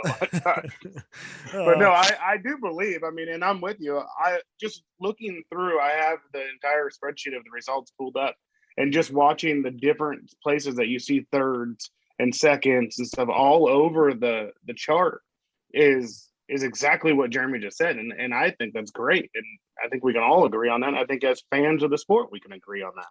1,000%. Yeah, 1,000%. The fact that it's not predictable is absolutely awesome, because that is not how it's been for the last handful of years. And yeah, so the fact that we don't know what's going to happen every weekend, it's awesome. And it just leaves me wanting more. So can't wait for 2022. It was a hell of a finale, but an awesome season. It was just incredible racing. I think that we saw the level in that pro class, like higher than as long as I can really remember. I don't want to overstate that necessarily, because obviously pro class is gnarly at all times. I raced it for a number of years where it was gnarly, but man, it was at another level this season. And I truly believe that. So quickly, let's get through the rest of the racing from Briarcliff. Most notably, and we hinted at this earlier, Michael freaking Allred wins pro stock. How did he pull that off, Casey? Good starts. He put himself in position. It was pretty crazy. Per the usual with him. I wanted to say that earlier. Those couple, that 6th overall and 7th overall that he got this season, you can credit that directly to his incredible hole shots. So go on. So yeah, you had 4 guys that tied in points. Yep. They all tied. They all tied. Points. So you had Janusa, Joel, Chad, and Michael that all tied. Janusa won the first moto. Chad goes 3-2. Joel goes 2-3. Michael goes 4-1. Janusa goes 1-4 for 4th. Yep. The guy that has the same moto scores as you wins the overall, and you end up 4th. And Not then on you the got box. Chad and Joel that go in there. And so it's just crazy. I think that was one of the worst finishes Janusa's had all year. So, crazy how it went down. And Michael rode awesome. This is again, see, I get my own self in trouble. I kept waiting for Michael to, I don't want to say throw it away, but just knowing, Chad's behind you. As a guy like Michael Allred or myself or you, if you have Chad behind you, you're gonna start making mistakes. You're gonna falter just having that, knowing that not only do you have Chad Wienen right behind you, you have Joel Hetrick right on him and Nick Janusa right on him. Mm-hmm. And Michael never faltered. He rode so solid, and I was jumping up and down and excited for him. There was such a crowd up there that was so stoked for him. And, yep. I went to the podium, and just to see the look on Chris and his face and his wife's face and everyone that was involved and actually completing something that monumental. I'm looking at the results right now, and it's almost still hard to believe. It says Michael Allred, Chad Wienen, Joel Hetrick, Nick Janusa. Michael's in first, wins overall. I mean, talk about ending the season on a high. I was texting back and forth with Chris Hunt yesterday, which is the guy that takes care of a lot of Michael's program. Mm-hmm. And he's like, man, I just have no energy all week. Like, he's like, I just feel kind of like blah. He's like, I think I'm going to come down. He's got a house that's pretty close to mine here in North Carolina. He said, I think I'm going to come down and just kind of chill out and, you know, maybe go do some inshore fishing or whatever this weekend. And I said that you're just finally decompressing from the whirlwind of a season and all the energy you've spilled on Sunday. And that's exactly what's going on with him. Like, right. He's not sick. He's like, I know I'm not sick. I don't have a runny nose or anything goofy. He's like, I just don't really have any energy. And I think for all of us, I mean, Jeremy's in that position right now. He's spent so much energy. For me, it's just been constant all season long. And I feel like my season's over, but it's not. I got, you know, a big event this weekend that I'm doing, and then next weekend I'm going to the Last Inning ATV, and then it's like the next weekend after that we have a wedding, and like I'm not going to get any time like where we like decompress. So I'm just hoping that I don't falter like midway through the second half of my season going on right now.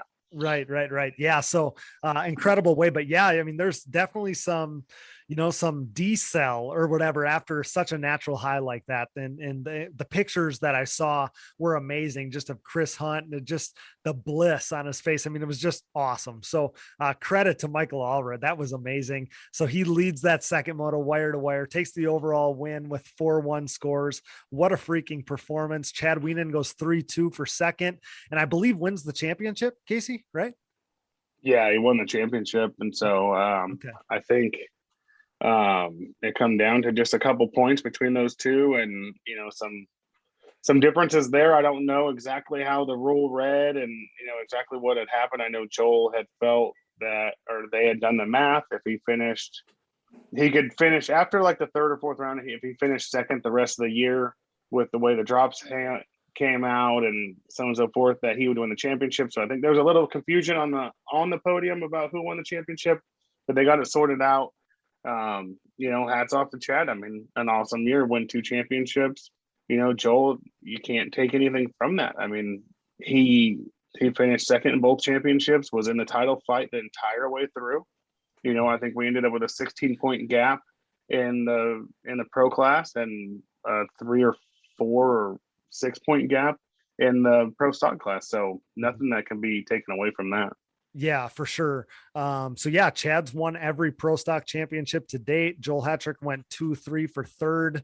Valiant effort for him in that title as well. And despite winning the first moto, like we said, kind of it was a tie basically in points on the day at 5. But Nick Janusa, he wins the first moto and ends up off the podium. Finished 4th overall with 1-4 scores. Incredible racing. We need to see more of that. I love that class. Love to see the great racing on those stalkers. Okay, so the one thing we haven't touched on, Jeremy, tell me about the conditions on Sunday. I know you guys had to battle some weather and stuff there for Sunday, so tell me about that quick. Yeah, so Saturday night we're getting pit quad racing going. It's starting to sprinkle, and it that kind of added to that, the festivities there. Okay. That was kind of cool. Apparently Mother Nature decided to turn the spigot on wide open overnight. I think we got close to an inch of rain Saturday night into Sunday, which flooded a lot of the track. I got on a dozer about 5 a.m. Apologize to anybody I woke up, but between me and another guy, we worked on it and scraped for about 4 hours. Had to cancel sight laps and went right into racing at 9:30. It was muddy. The first few motos in the start was kind of a muddy disaster, and rideable, not primo by any means. Definitely probably made the track a little more one-lined. Okay. But quitting wasn't an option. You know, championship's on the line. We can't just throw in the towel and say, nope, Right. we're not going to do this. So yeah, I thought about that. I'll let you finish there, Jeremy, but I did think about that. I'm like, I don't think that they can cancel Sunday. No. Like that wasn't an option because there's titles on the line. That's championship crowning day. No. And we're not going to have it go down like that. Right. No, it's serious. So no, we did what we could in the amount of time that was allowable. And by no means was it great the first 10, 12 motos. It was muddy. Okay. But it got better as the day went. And heck, by the end of the day, you even saw hints of dust here and there. So yeah. Not the way I wanted it to go down, but it was the hand I was dealt. Yeah. Credit to you guys for all the effort on bringing it together like that, making it happen, giving riders the best track that they could have. You know how it goes when you put enough quads out there, it'll dry up eventually. I never saw more DNSs than I saw on the results sheet from Sunday there. I'm like, really? Yeah. Like it's the end of the season. Like this should be for all the marbles. I was blown away by that. Yeah. And I'll be honest, I am not a great mud rider myself. And if I'm not in the points, I probably would have picked the way they did as well. Okay. It was, especially if you were an early moto, it was not the most desirable conditions. I'll say that. But for guys that had to go, if you want to win, you got to put that aside mentally and go. So yep, you're not wrong. Yeah, I always prided myself in my mud abilities. So I was thinking, man, I was wishing I was there with the big CSTs on and let's go win something. But yeah, credit to you guys for for putting forth so much effort to give everybody the best racetrack that they could have on Sunday. Pro Sport didn't have to worry about that as they race on Saturday where Dane Molander stood on top of the box, similar to what he did at Redbud. He was joined by Zach Kazmarek and Brett Musick this time. Speaking of Brett, he outdueled Kazmarek for the 25 plus title. Congrats to my successor there. Go ahead. Justin Weiss was leading the points. I know he was. Oh, I know it. So it wasn't even Zach. I mean, Zach had a chance at it, but Zach, I think, chose to not start on Sunday. But he crashed. I mean, I actually had him written down. Didn't even go look at the results yet, and I had Justin Weiss written down as 25 plus champion here to talk about. And then I went and looked at the points. And I'm like, oh crap! I'm like, Musick got it. I think it was 4 points. Yeah. Well, so the reason why, or I should say there was a lot of intrigue there because basically between Brett and Zach, like whoever won was going to win the title. So I was locked into what was going on there. And credit to Justin, right? He's a guy I want to get on the podcast. Because ATV racing means so much to him. It's like a vice to him. I want to talk to Justin about that. I think he's a guy that a lot of listeners would like to hear from. But it was an awesome 25 plus title to watch there. It came right down to the wire. Bryce Ford beat Zach Decker for his 7th Pro-Am win of the season and the championship. So top 3 in the pro class and now another Pro-Am title, just the cherry on top to another great season for Bryce Ford. Andrea Berger kind of going down the list, the now 3-time WMX champ, returned not just to win WMX, but also win Production B as well. So that was awesome. That was great to see. We'll have Andrea coming up as the final guest on our show tonight. Looking forward to that. And guys, do you have anyone or anything else, either of you that you want to touch on? Casey, I'll start with you as we kind of tie up the amateur racing for Briarcliff and the season as a whole. I have an entire list here. So hang on tight, boys. I'll try to go real quick. Yep. Dominic Chiaka. I know I botched that, but stock class championship. Mason Jackson with 2 championships. Obviously, we already touched on Dane with the impressiveness that he's had this year between winning his 2 championships and winning 2 of the 3 pro sport moto races that he raced. Andrew Shaddle Production A champion. He ended up winning it over Corey Edwards, which Corey had a very impressive year. Both of these guys are going to be guys that really watch out for next year. I think him, Molander, or Edwards, Shadow, and Molander are all going to battle it out next year. Noah Arnold, clutch win on Sunday to win the Youth All-Star Championship. And again, hats off to Justin with the 25 plus, and then, obviously Brett Music winning that championship and taking that ring from you. Another girl here that, I don't know if you guys have really heard of is Kinsey Osborn. Her and Natalie, honestly, I mean, I heard their names so much this year, and I'll be honest, I didn't really know Kinsey before this year. I still don't know her personally at all. I just heard her name so many times I had to start going and watching these races more. And, I'm helping Natalie this year, so I've watched a lot of those races. Personally, I think there's a lot of girls out of the future of the WMX, but these two are going to be kind of what we're seeing right now between Neve and Andrea. Landon Korn, 3 championships, 90 shifters, Schoolboy Junior, and Super Mini. Couldn't be any more impressed with that kid right now, and it just what they're doing over there all together. Blake Umbaugh, he's another local Ohio kid, Production B championship.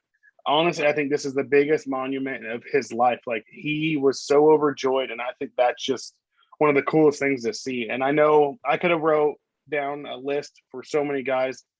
Jameson Shaddle, which is Andrew Shaddle's nephew. He won the 125 championship.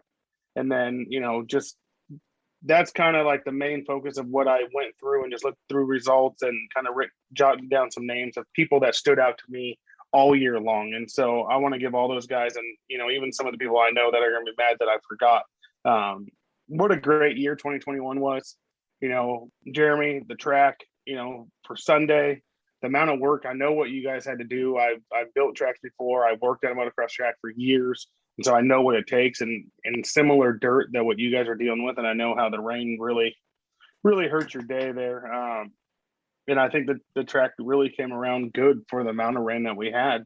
But in closing, again, 2021, I think it came around to being one of the most iconic seasons that I've seen. And I've just seen some riders battle with heart out there that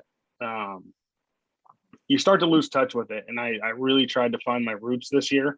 And I want to thank you, Cody. I think this show has actually helped me in that, because it's making me focus on more than just my individual riders. That's obviously my main focus of being there.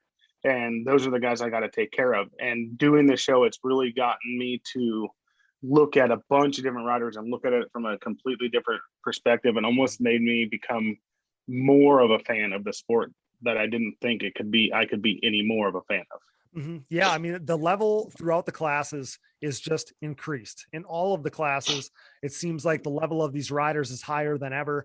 And yeah, like, I'm proud. Last year we didn't touch on amateur stuff, and this year we've introduced this, and I hope that, like, again, I'm proud that we're drawing some more attention and showcasing, even if it's, just for a few minutes, about some of the amateur riders that were able to stand out at these races. And, my hope is going forward, obviously, a big hope and goal for me is that upcoming riders benefit from the stuff that Digging Deep is doing. But, like, I hope that there's riders out there that want that some of their motivation is that they want to be mentioned, when we highlight the standout performances from these races. So yeah, level is super high, and a bunch of standout athletes and performances at Briarcliff. Jeremy, do you have anybody else that you want to touch on?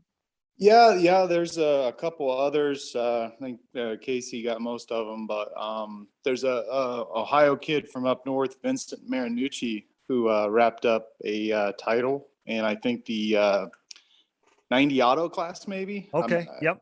He was super pumped. His dad's super pumped. They're a great family. They come to the track often. I was really happy to see them be able to achieve that goal.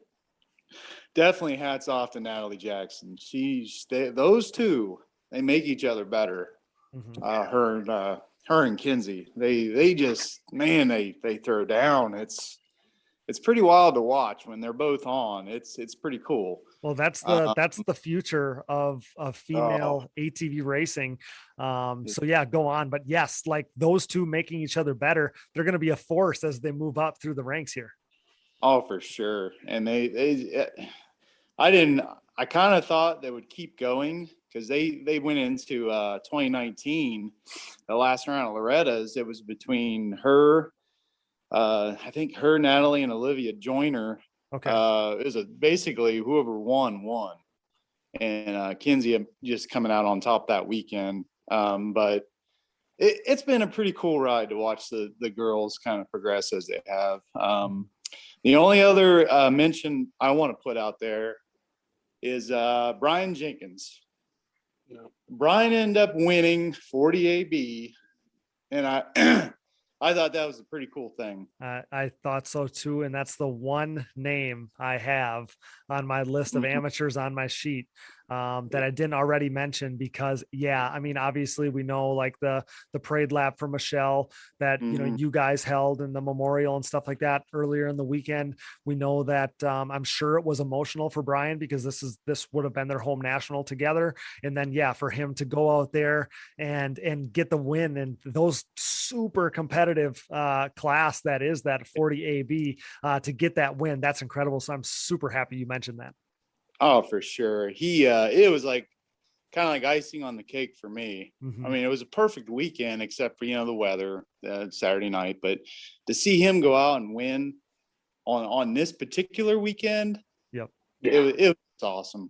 Yep. It was. Yep, it was. I don't think that there's any better way to tie up our amateur coverage than that. So credit and congrats to him. Always thinking about Brian throughout this season, obviously, and then everything that you did, Jeremy, in the series did. It was just a special year, the way that everybody, ATV motocross as a whole, remembered Michelle and everything with that. So just credit to Brian on ending the season and the weekend on such a high note. As I posted on social media, ATV motocross is alive and well. Don't let anyone tell you otherwise. That was very apparent at Briarcliff, that ATV motocross is, like I said, at a higher point, I feel like right now than we've seen in recent years. Jeremy, I know you had a call to action for anyone that had a good experience over the weekend, right? So maybe fill me in a little bit more on that. I know you were asking people to possibly reach out to the series and tell them that we want to return to Briarcliff in 2022 and beyond. Oh, for sure. I started with Harv and Kevin when they were walking out the door for the weekend. I said, make sure you let the series coordinators know you want to come back here. It's pretty simple. If you're happy about something and you had a good experience somewhere, leave a good review. Let the people know this is how you feel, because everybody's got a voice. And if you want to see something good continue to grow and get better, it's just positive mental attitude. That's all it is. So that's your call to action to the listeners out there. However you do it, reach out to the series and let them know that we want to go back to Briarcliff. I'm pretty sure it's going to happen. I've been thinking that this whole time. I don't know how you couldn't see all the excitement and the vibes around the Briarcliff race, the pictures, the people.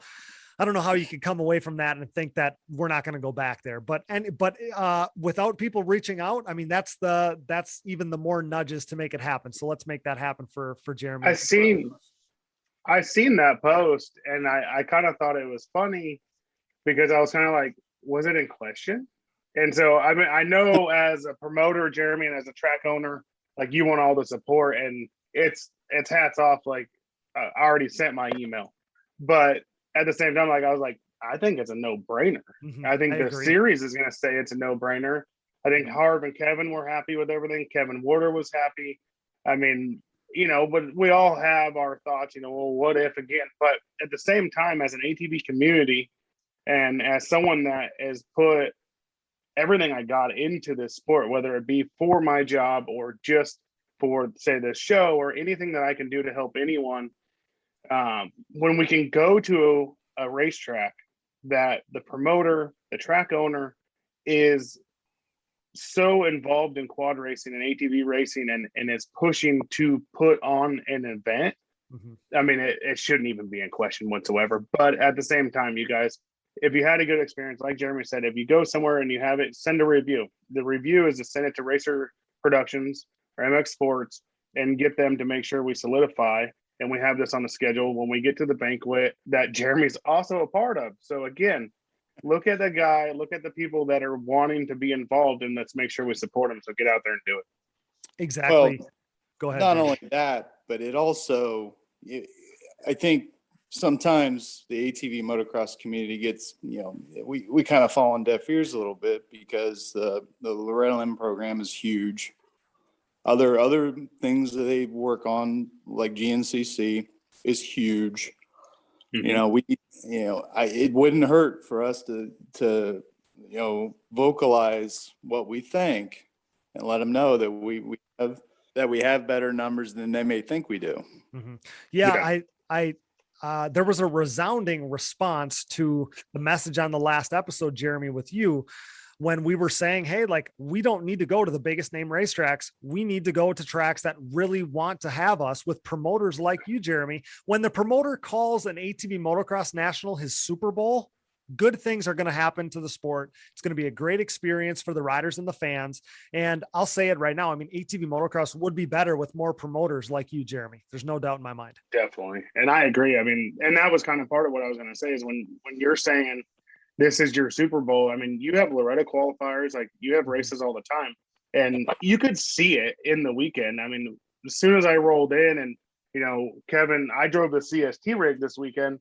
Okay. And Kevin come over and he's like, hey, there's your spot. I'm like, I know, I can see where it's already written on the ground. I mean, U-turn pulled right in my spot. A couple hours later, Jeremy come by and he's like, hey, you like your spot? And I'm like, how can I complain about this? Like, I'm perfectly flat. I got nice grass right in front of me. I'm front row. I can see the racetrack from where I'm at. So when I was out changing tires on Friday, like I could watch, some parts of it. There were some campers that ended up moving in front of me, so I couldn't see as much as I thought I was going to be able to see. But that's because the turnout was so good that we were, it was packed in there, and the layout of the whole place was good. It was a good time. I cannot freaking wait to be back at Briarcliff next season. Can't wait for it. As we get out of here, we got to tie this thing up. We ran way long, but just so much to talk about with this awesome race, with the awesome season. Before we head into the off season, Casey, do you have any last words for us? I just look forward to next year, and I want to thank, everyone, whether you are a customer of mine or you're not, but just for supporting ATV racing. I hope it comes out in these shows how much passion I have for this, and I think it does. I hear, I get a lot of people that tell me, you can really tell you actually care about this stuff, and I really do. I mean, my wife tells me all the time, she's like, you literally don't think about anything else. I'm like, well, that's contrary to what you believe, but no, this is my number one passion in a sense, besides my wife and my kids. But this is also how I make my livelihood. But, even if I was to go do something different as a career path or chose a different career path, my involvement with this sport would still stay intact. Yeah, I think when you're bitten by the bug like we are, there's no way around it. I mean, ATV motocross is in our blood. Guys, that's a wrap on the 2021 season. Like I said, what a finale, what a season it was. Jeremy, I can't thank you enough for being with us for these last two episodes. Thanks to you, obviously, thanks to Briarcliff for putting on an amazing event. Like I said a minute ago, ATV motocross is better because of you. So we, on behalf of the sport as a whole, I can't thank you enough, pal. I mean, to put on an awesome event, to be part of these shows, and just to show people that these events can be next level when the promoter, values this opportunity in ATV motocross, ATV nationals, hosting an ATV national the way you do.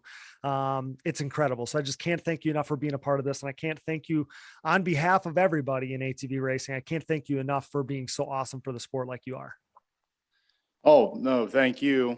As I mentioned in my text, it's an honor to even be allowed to speak on here. And I don't know that I necessarily do a great job at it. I'm not a public speaker, but I try. I think the ATV racing community owes you a big thank you. This podcast is great. It has great content. People listen to it. It gets people excited about the weekend coming up. So you're doing a great service to the community and to everybody that's racing ATVs in any discipline. Well, I appreciate that, Jeremy. We're working our asses off at it. And I'll tell you, you were on the last episode, and that was our biggest episode. The numbers were gigantic. They were the biggest since our Daytona review show. So I think you need to give yourself a little more credit. You're good on these shows, and the listener response was amazing. Casey, you too, I can't thank you enough for always rolling with us here at Digging Deep.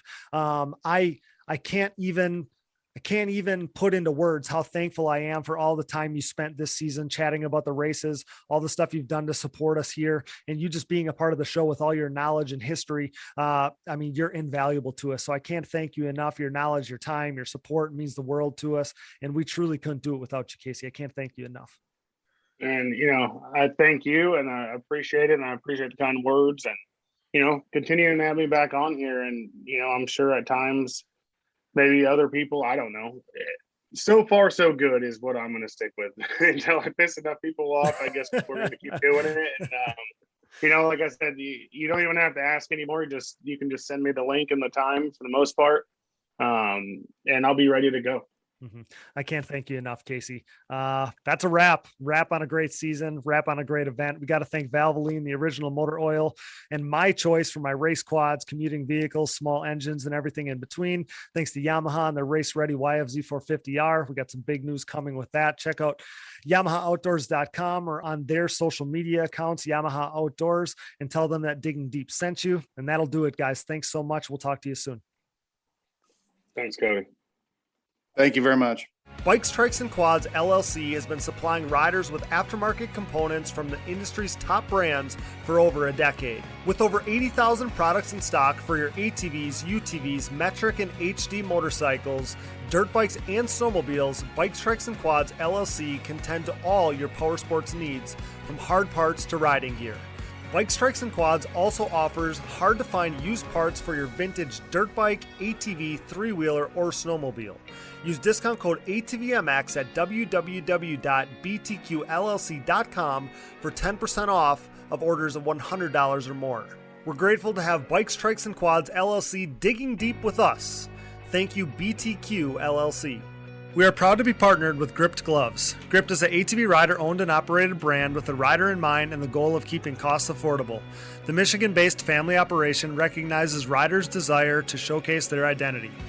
Owner David Payne's love for eccentric colorways and crazy patterns shows in his product, something not often found in the work of big manufacturers.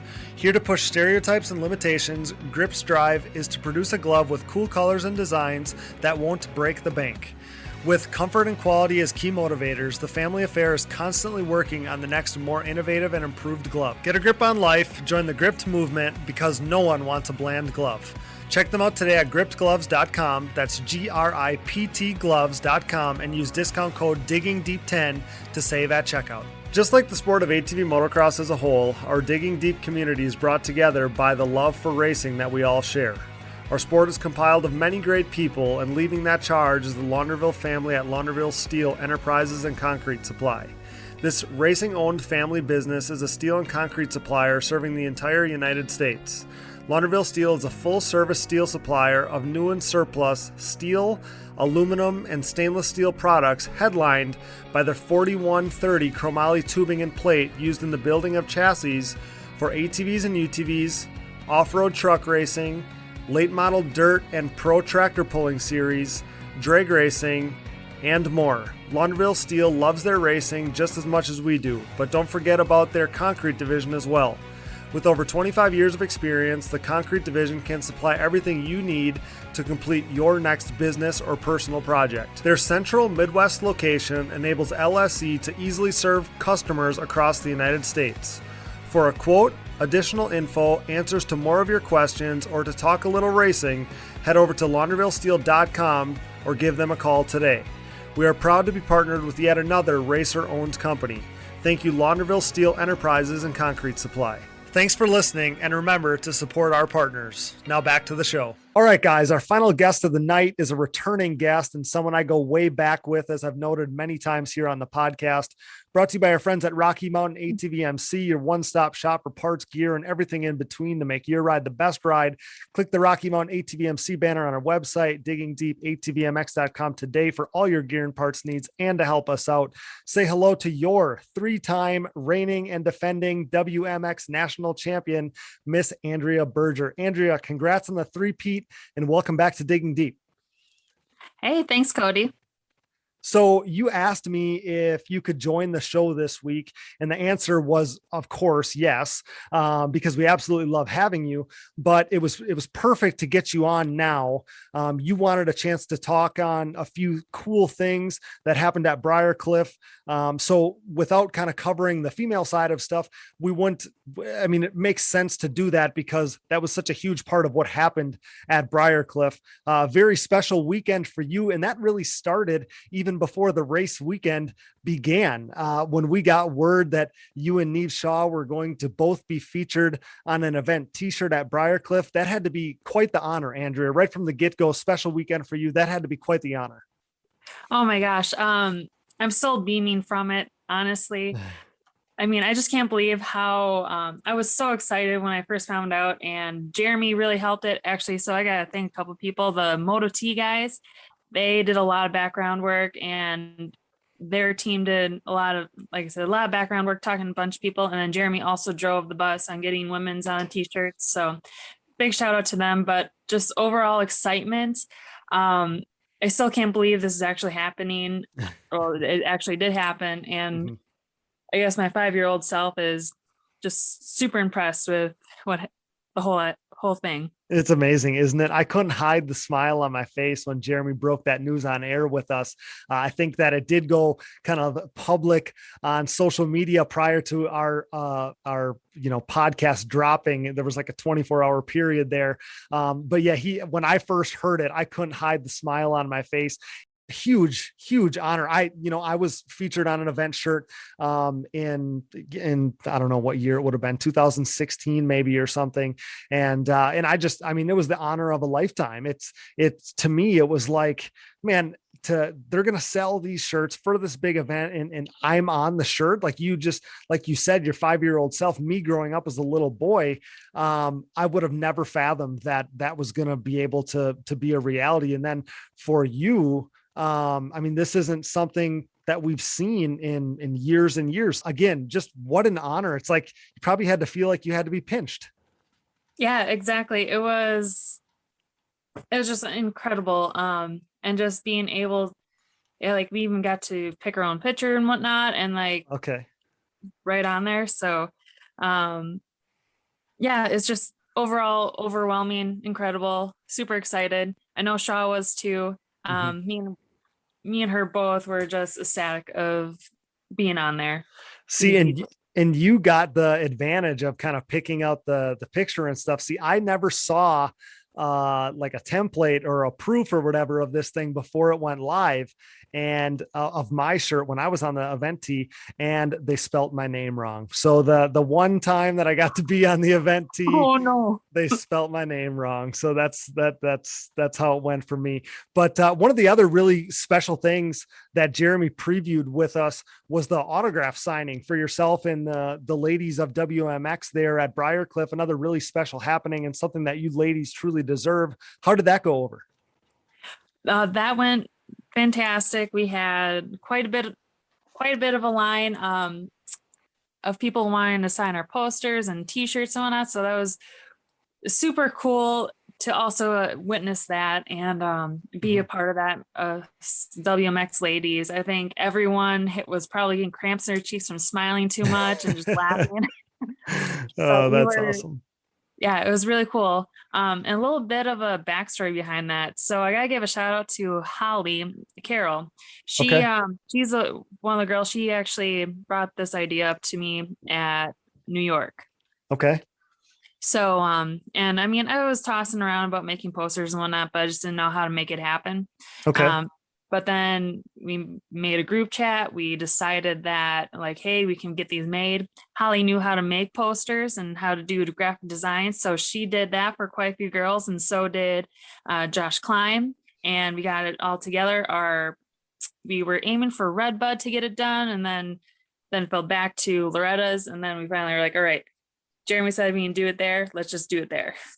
Yeah, it like I said, it fit perfectly with everything going on at Briarcliff. I mean, Jeremy is such an advocate for, kind of the ladies and female ATV racers, which is awesome. Josh did mention it earlier in the season, now that you say that, on one of our episodes. And yeah, I wondered about that because I was actually looking at the pictures and I'm like, well, would they all have posters to sign and give away? So, and then when I looked at the pictures, I obviously saw these posters. So it's actually really cool to hear that backstory on that. You guys kind of got together and made it all happen as a group. That's really special. It also speaks to the quality of the individuals, the people in that WMX class. That's pretty special. It's got to be cool to kind of have that fraternity, that group of ladies, that togetherness. That's pretty special in itself.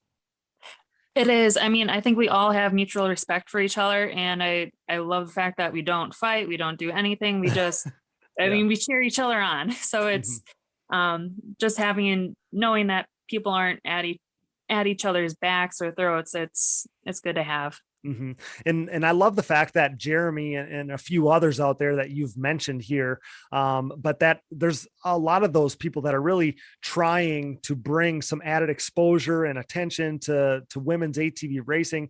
I think with more stuff like that, and you and I touched on this before we hit record when we were just kind of chatting back and forth before we started here. But I think the more stuff that we can do like that, you're going to see more, young girls get into ATV racing, because it gives younger women, more to look forward to, more to motivate them by showcasing you top riders. It allows you to lead by example a little easier. And I feel like it showcases you top riders better. It gives these younger girls something to shoot for and aspire to be. I think that that's huge. And like I said to you earlier, I think the trickle down effect can't even be measured. It's so huge. Yeah, totally.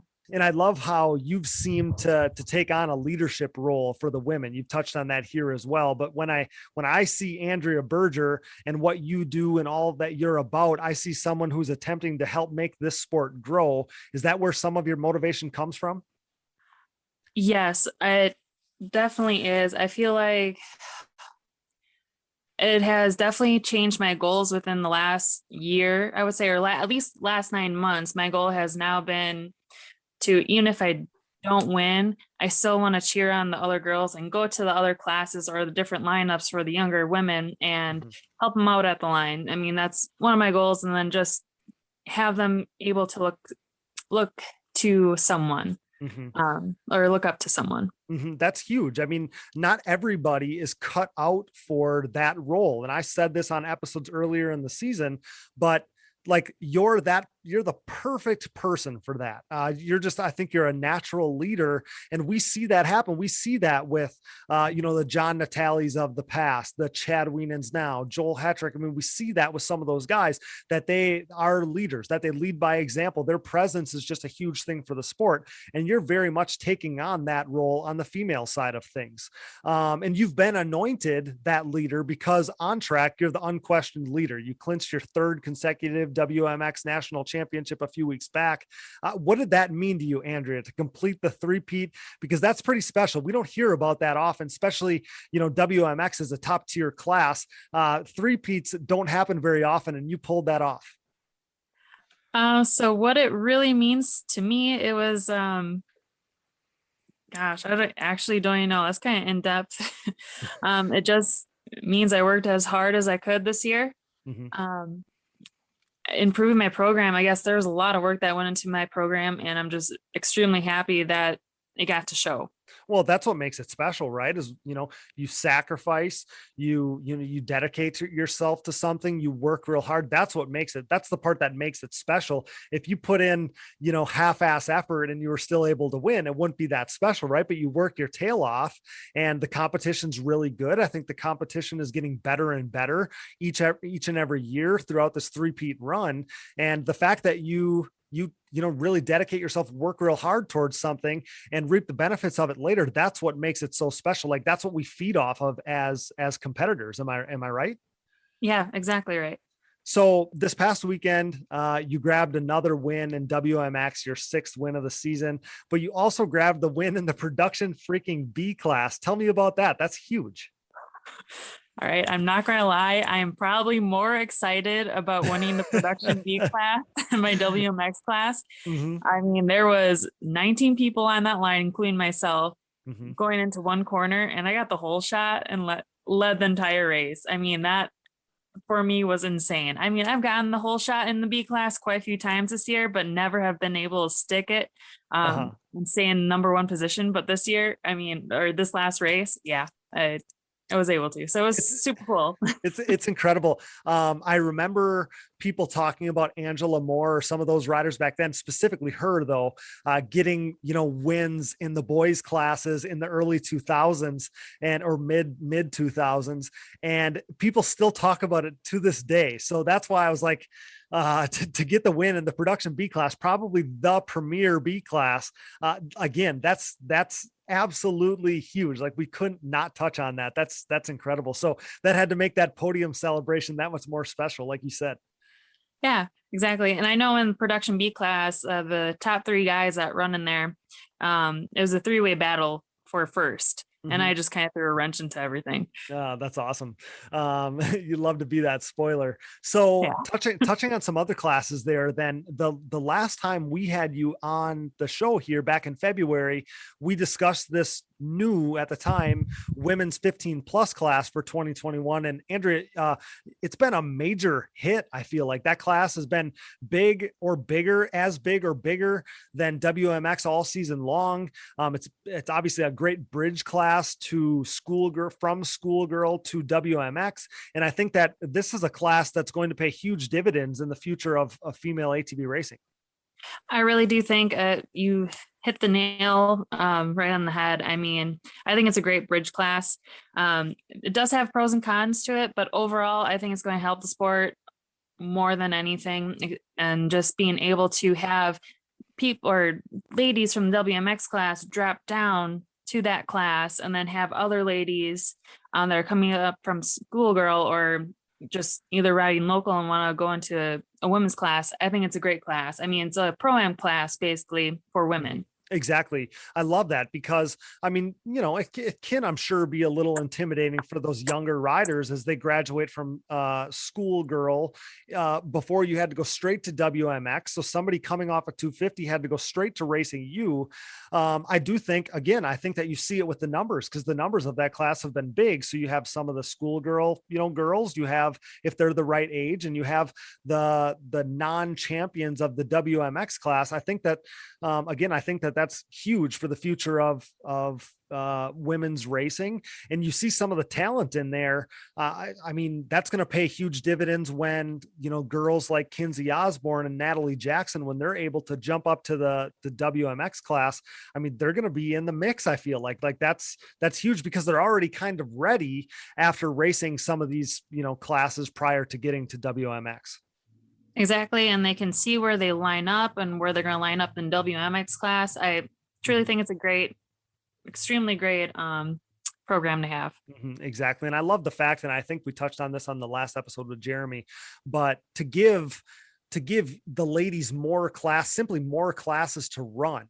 It wasn't that long ago where you had to race, WMX, and then you had to race B class. I mean, you're capable of running B, but, and obviously winning B, but that's not everybody. That's not something that everybody can do, or maybe doesn't feel comfortable doing that. So just simply having another class to race too, I feel like that's a big thing in itself for the series, just giving ladies like more classes to run. I think that's awesome.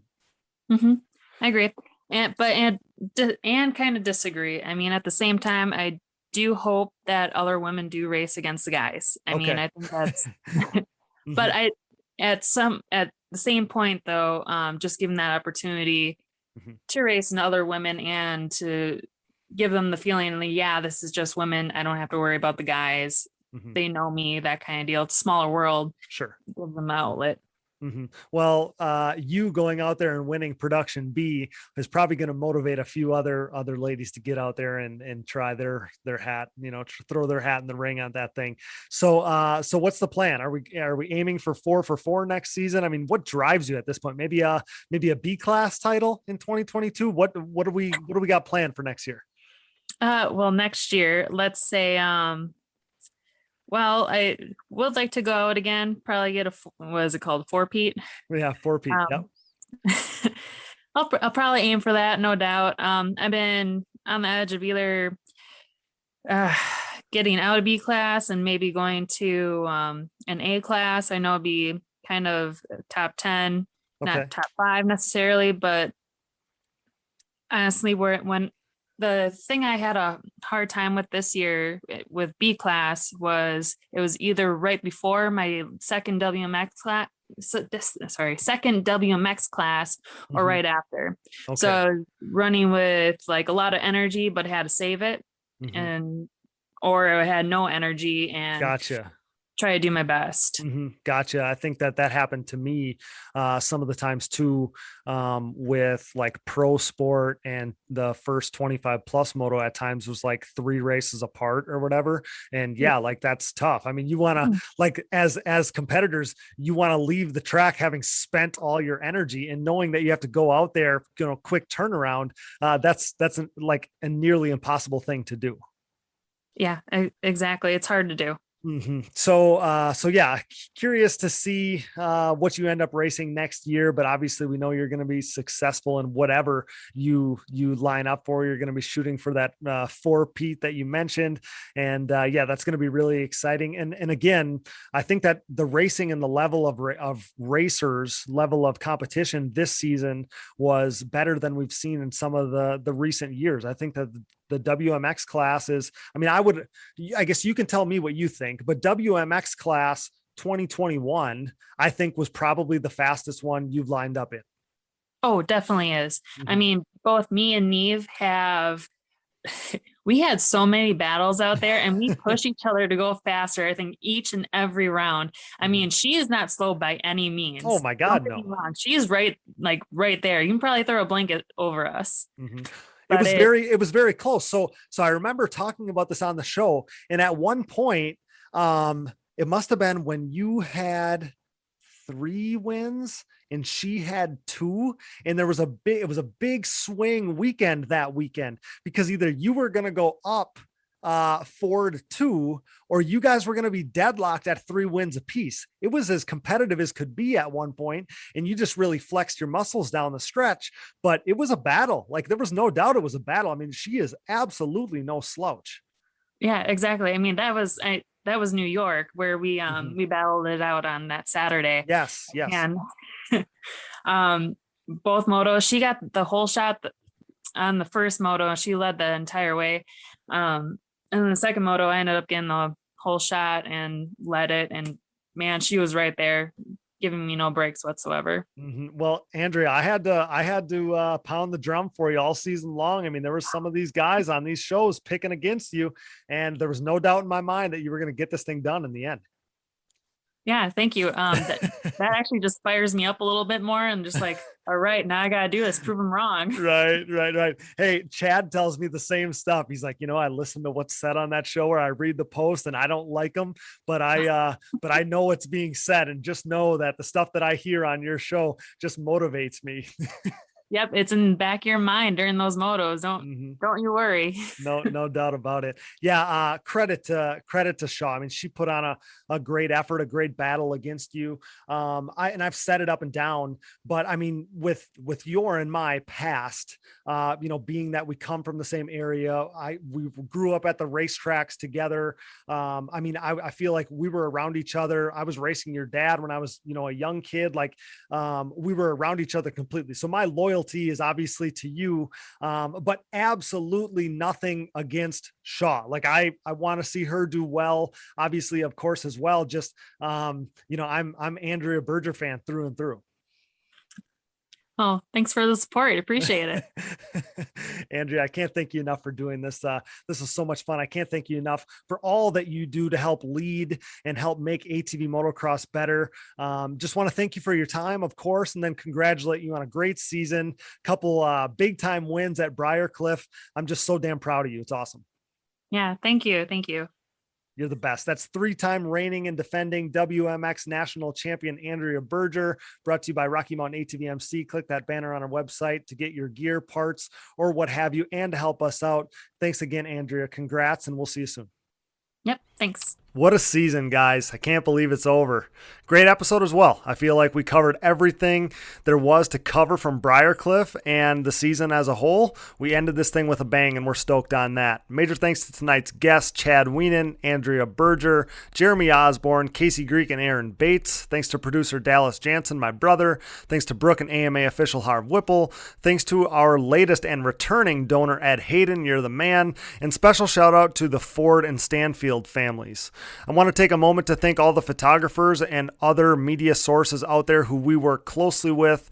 Ken Hill, Tremelin Media House, PH3 Photos, Gloop from Rip It Up Films, of course, and there are a few others as well. The social media side of Digging Deep is such a huge part of what we do, and if it wasn't for the graciousness of these guys, these photographers, these other sources, we'd have no material when it comes to social media as far as posting goes. So I just want to make sure that all of those individuals know how much we appreciate them. Thanks again.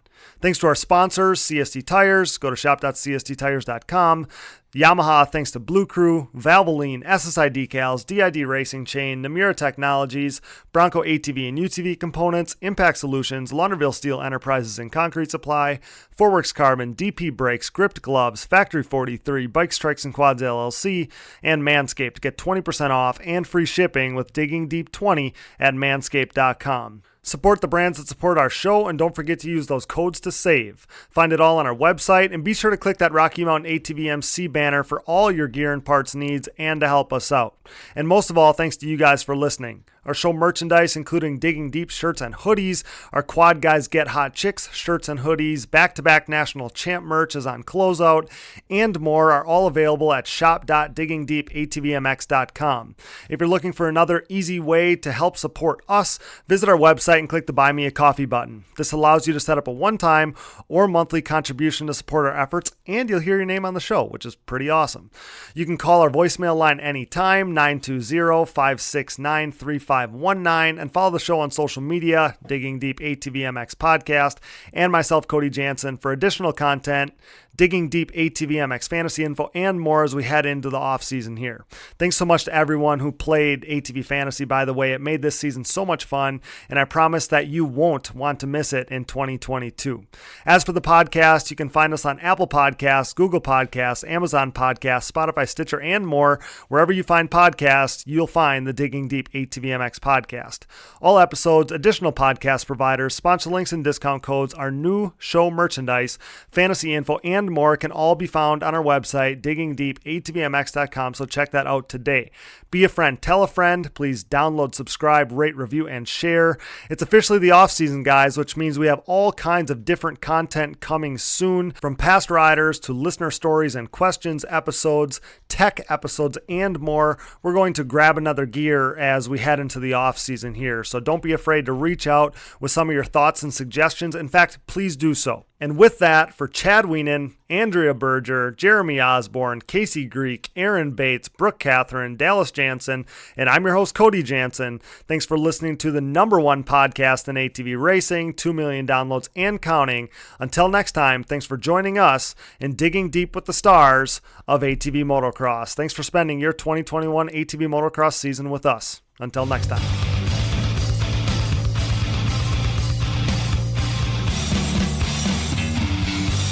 Things are crashing and burning here at the Digging Deep podcast, much like the Titanic. Those guys were hauling ass, for real. I remember watching Doug Gus, I don't know who it was, Steel City, running the same times Friday afternoon as James Stewart was on Sunday back then. It was mental. I've never seen quads go that fast. Quadlers are freaking gnarly.